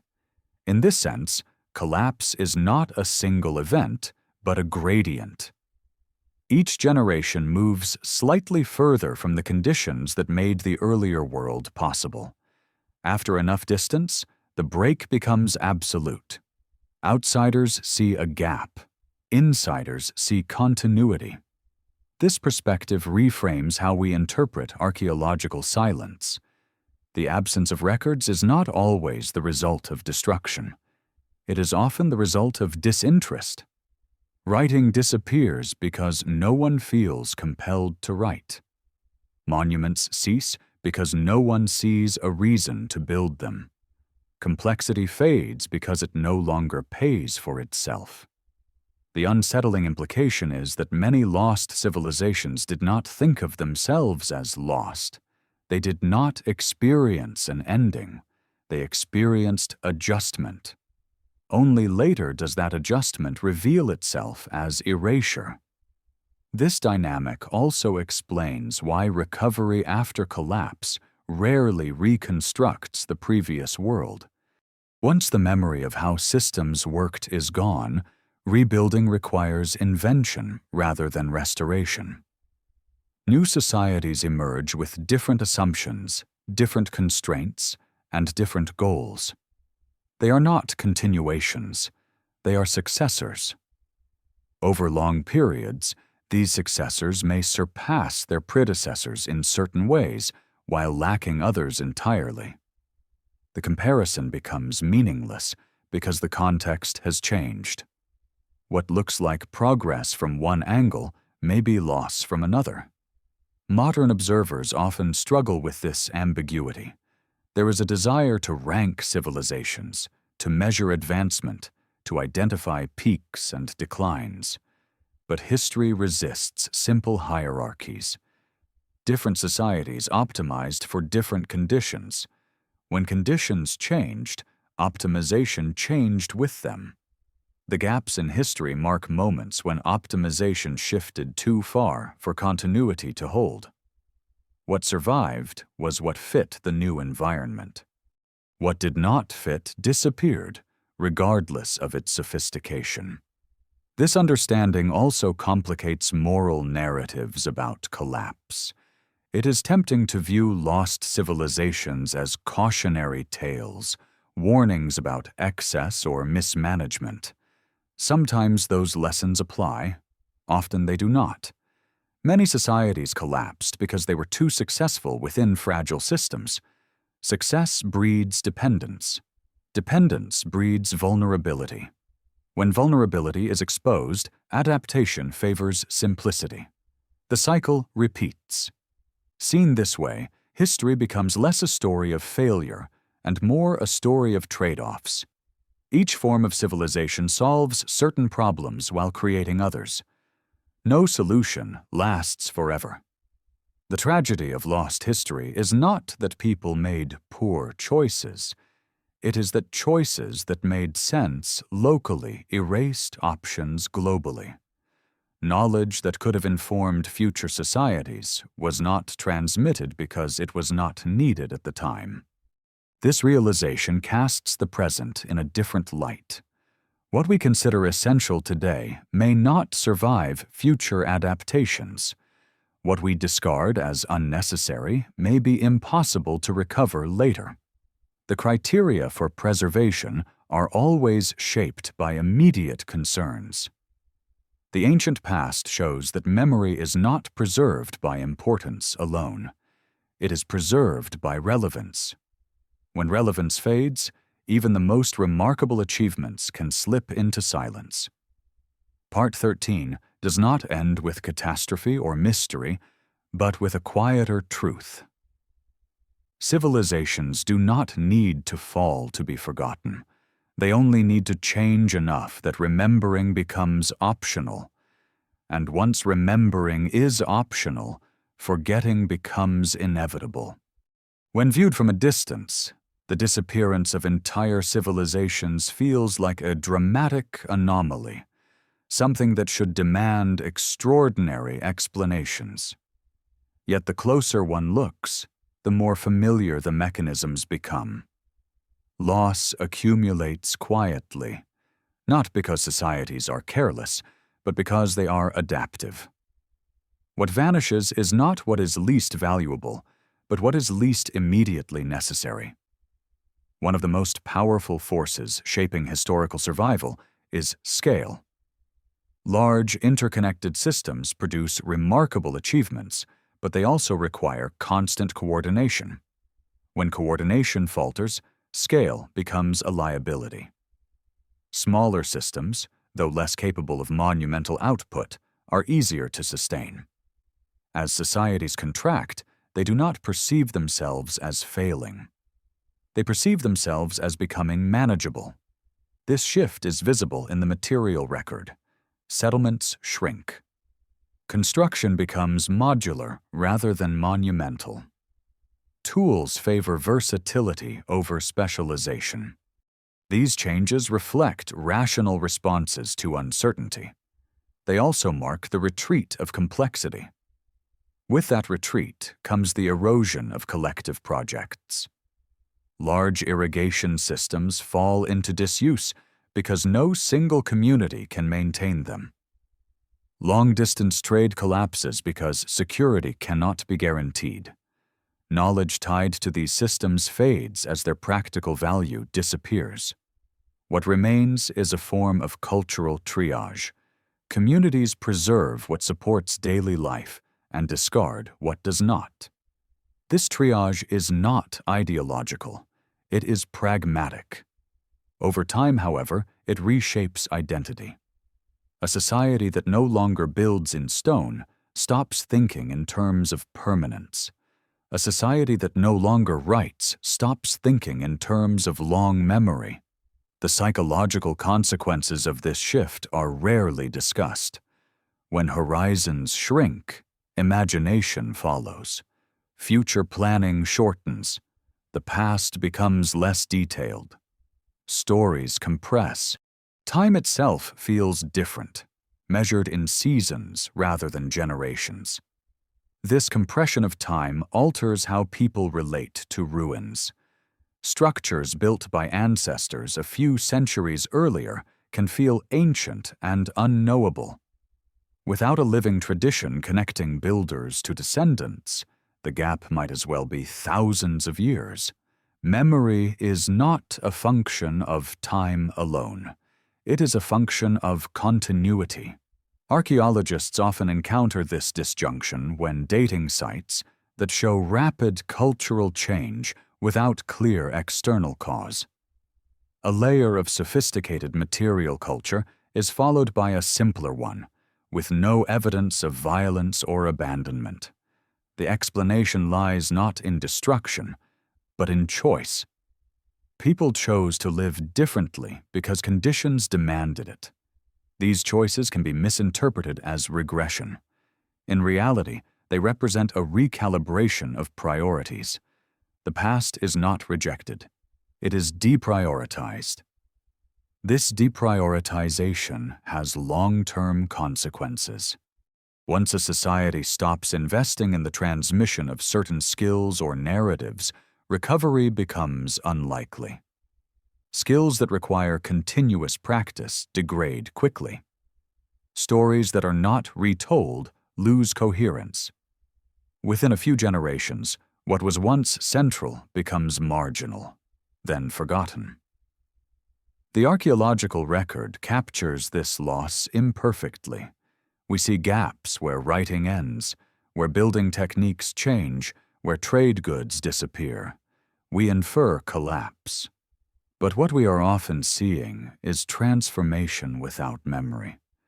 This distinction matters because it reframes the meaning of historical silence. Silence does not always indicate catastrophe. It often indicates sufficiency. A society found a way to function without certain complexities and saw no reason to preserve them. The paradox is that these very adaptations, which allow survival, make later reconstruction difficult. Without records, later observers assume absence. Without continuity, achievement looks anomalous. Modern scholarship attempts to correct this bias by focusing on processes rather than outcomes. Instead of asking why a civilization failed, it asks how people adapted. Instead of searching for singular causes, it traces interacting pressures. This approach reveals patterns that transcend individual cultures. Across time and space, societies facing stress simplify. They reduce dependency. They localize. They shorten memory. When stability returns, complexity can re-emerge, but it does so along new trajectories. The old world does not come back. This explains why many ancient innovations appear to be rediscovered rather than inherited.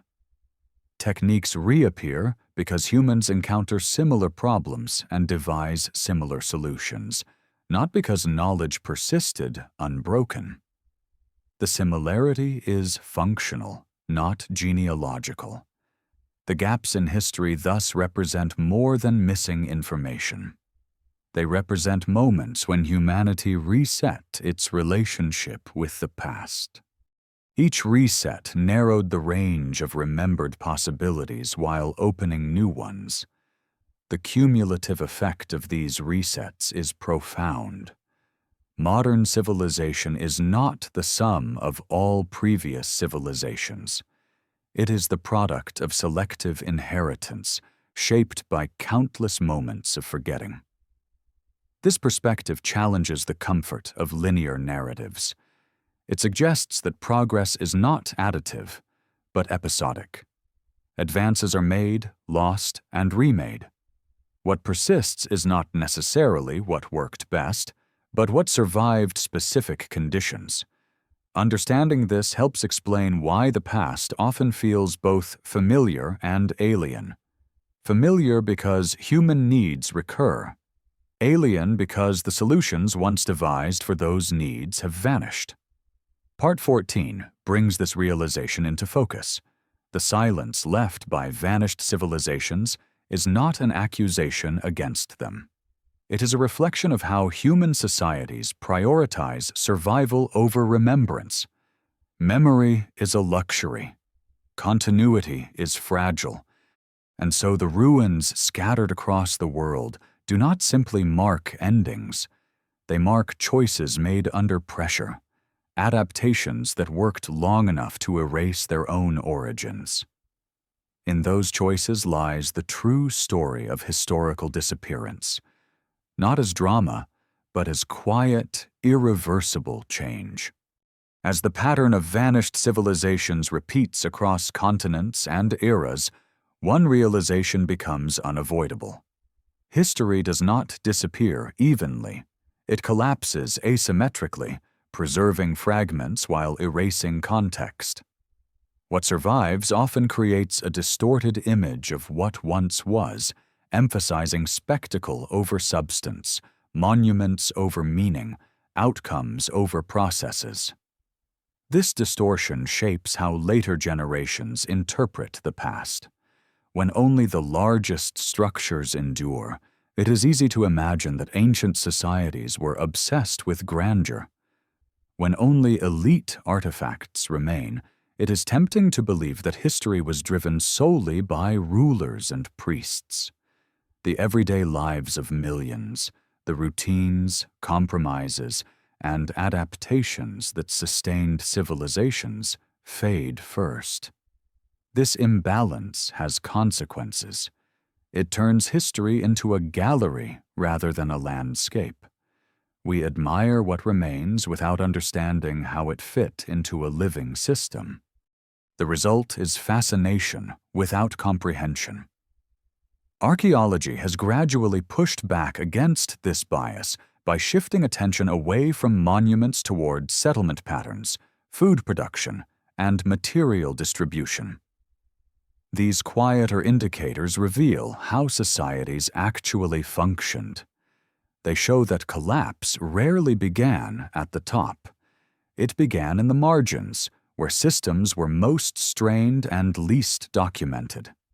When agricultural yields declined, farmers adjusted first.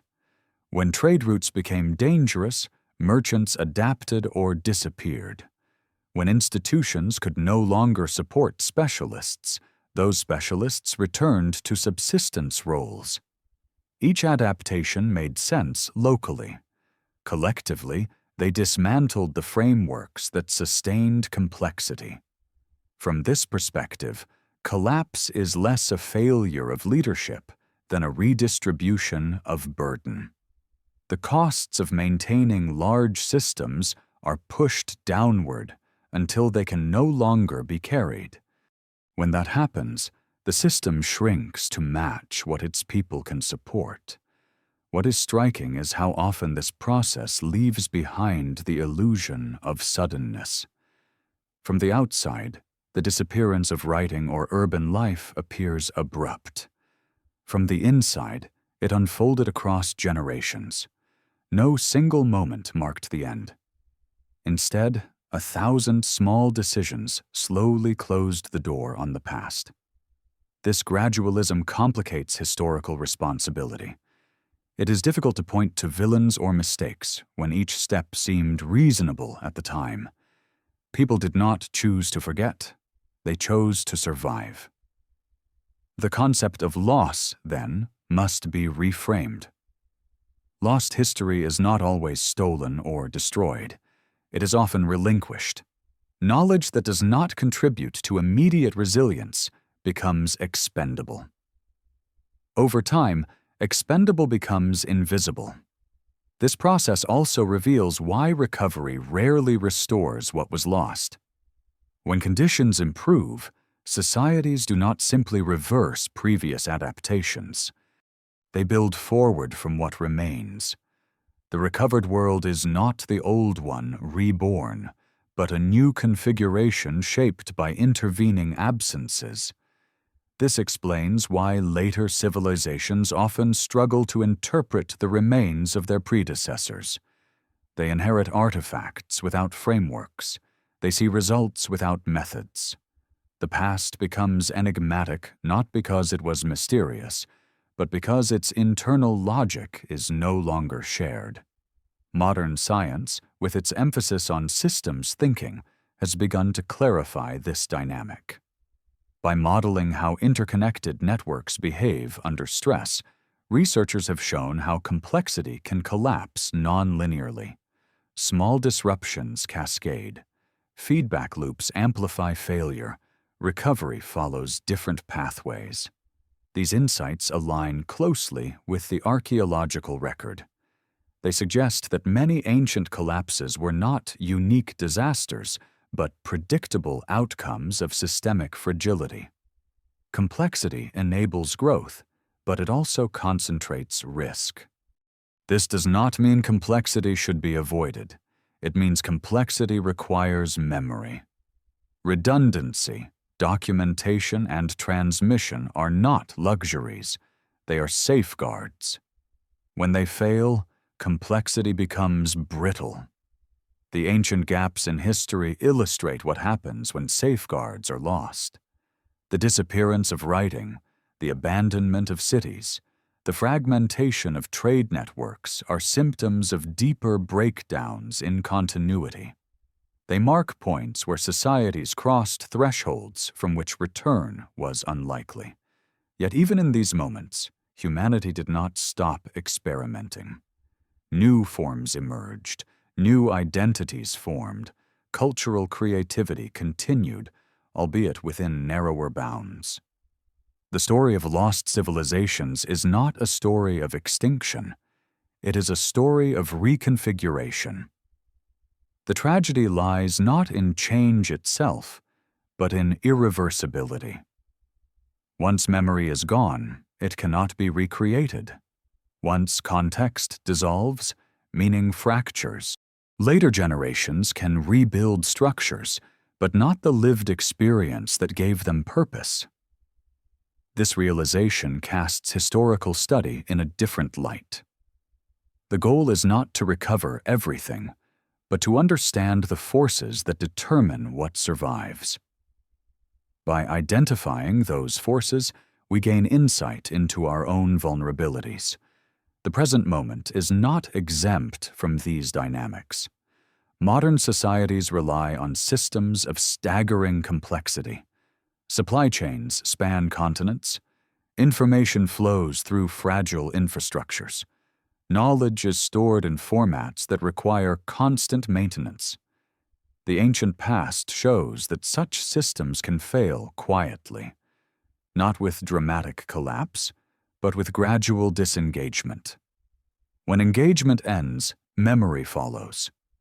Part 15 brings the narrative close to its central tension.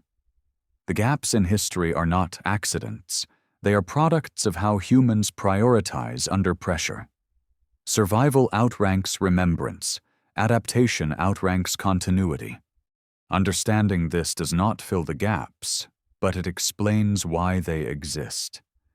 And in that explanation lies a form of respect, not for ruins alone, but for the countless lives lived between them, navigating change without knowing that their choices would one day render their world almost invisible. What we inherit from the past is not its fullness, but its residue. The rest has been surrendered to time, not because it lacked value, but because value is always defined by the needs of the present. At the far edge of this long examination, what remains is not a single missing civilization or a single unanswered mystery, but a pattern that runs beneath all of them. History, as it is usually told, is not the story of humanity. It is the story of what humanity managed to carry forward. Everything else, no matter how functional, intelligent, or successful it once was, has been filtered out by time. This understanding forces a final shift in perspective. The gaps in history are not flaws waiting to be corrected by future discoveries. They are structural features of how human societies operate. They are the predictable outcome of adaptation under constraint, repeated across eras with different names, landscapes, and technologies. Civilizations rise by solving problems. They fall, or rather dissolve, when those solutions create dependencies that no longer fit changing conditions. When that happens, people do not cling to the past out of loyalty. They let it go out of necessity. Memory, like infrastructure, must be maintained. When maintenance becomes impossible, abandonment follows. What survives abandonment is rarely representative. Durable materials outlast perishable ones. Elite perspectives outlast everyday experience. Systems designed to endure monumentally leave traces, while systems designed for flexibility vanish. Over time, this survival bias hardens into narrative. The result is a past that appears more hierarchical, more centralized, and more uniform than it ever was. Diversity of solutions, local experimentation, and adaptive knowledge are underrepresented because they were never meant to be permanent. They existed to work, not to be remembered. This realization reframes the role of archaeology and historical study. The goal is no longer to reconstruct a complete and continuous story, because such a story never existed in preserved form. The goal is to identify patterns of emergence, adaptation, and loss, and to understand how those patterns shape what survives. From this angle, the silence of the past becomes informative. Each absence marks a decision point, a moment when a society chose resilience over continuity, survival over record, immediacy over legacy. Those choices were rational. They were often the only choices available. Seen this way, lost civilizations are not warnings of failure. They are evidence of humanity's capacity to reconfigure itself repeatedly under pressure. What disappears is not intelligence or creativity, but accumulated structure. The deeper question, then, is not why so much has been lost, but why anything survives at all. The answer lies in alignment. Knowledge persists when it aligns with enduring institutions, stable environments, and sustained incentives to transmit it. When alignment breaks, memory fragments. This alignment is fragile. It depends on conditions that no society can guarantee indefinitely. Climate shifts, economies restructure, belief systems evolve, technologies obsolete older forms. Each shift carries the potential to sever continuity. The modern world is often imagined as immune to these dynamics because of its scale and documentation. Yet the same forces are at work.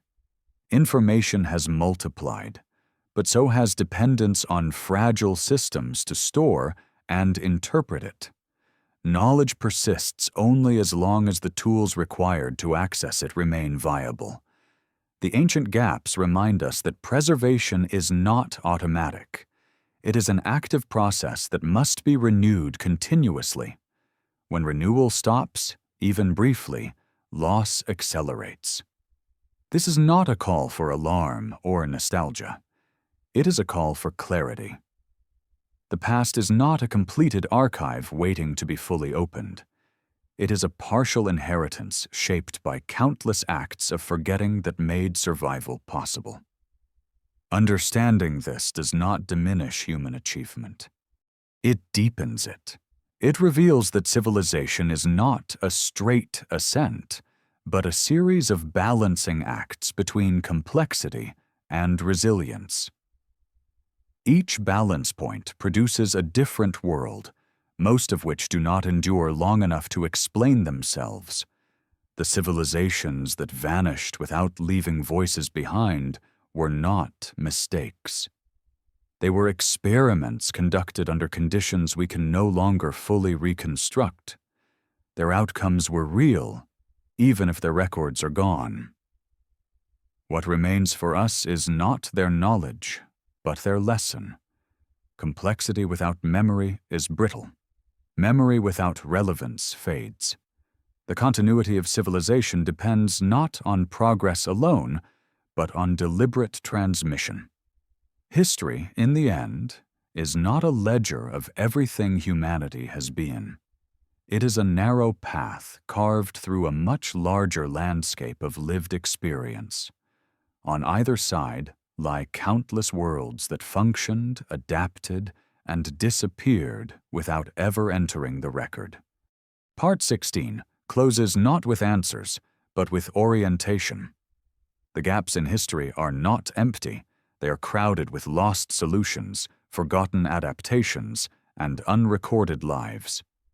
They remind us that what we know is provisional, what we remember is selective, and what we inherit is incomplete. And in that incompleteness lies the most honest view of the human story.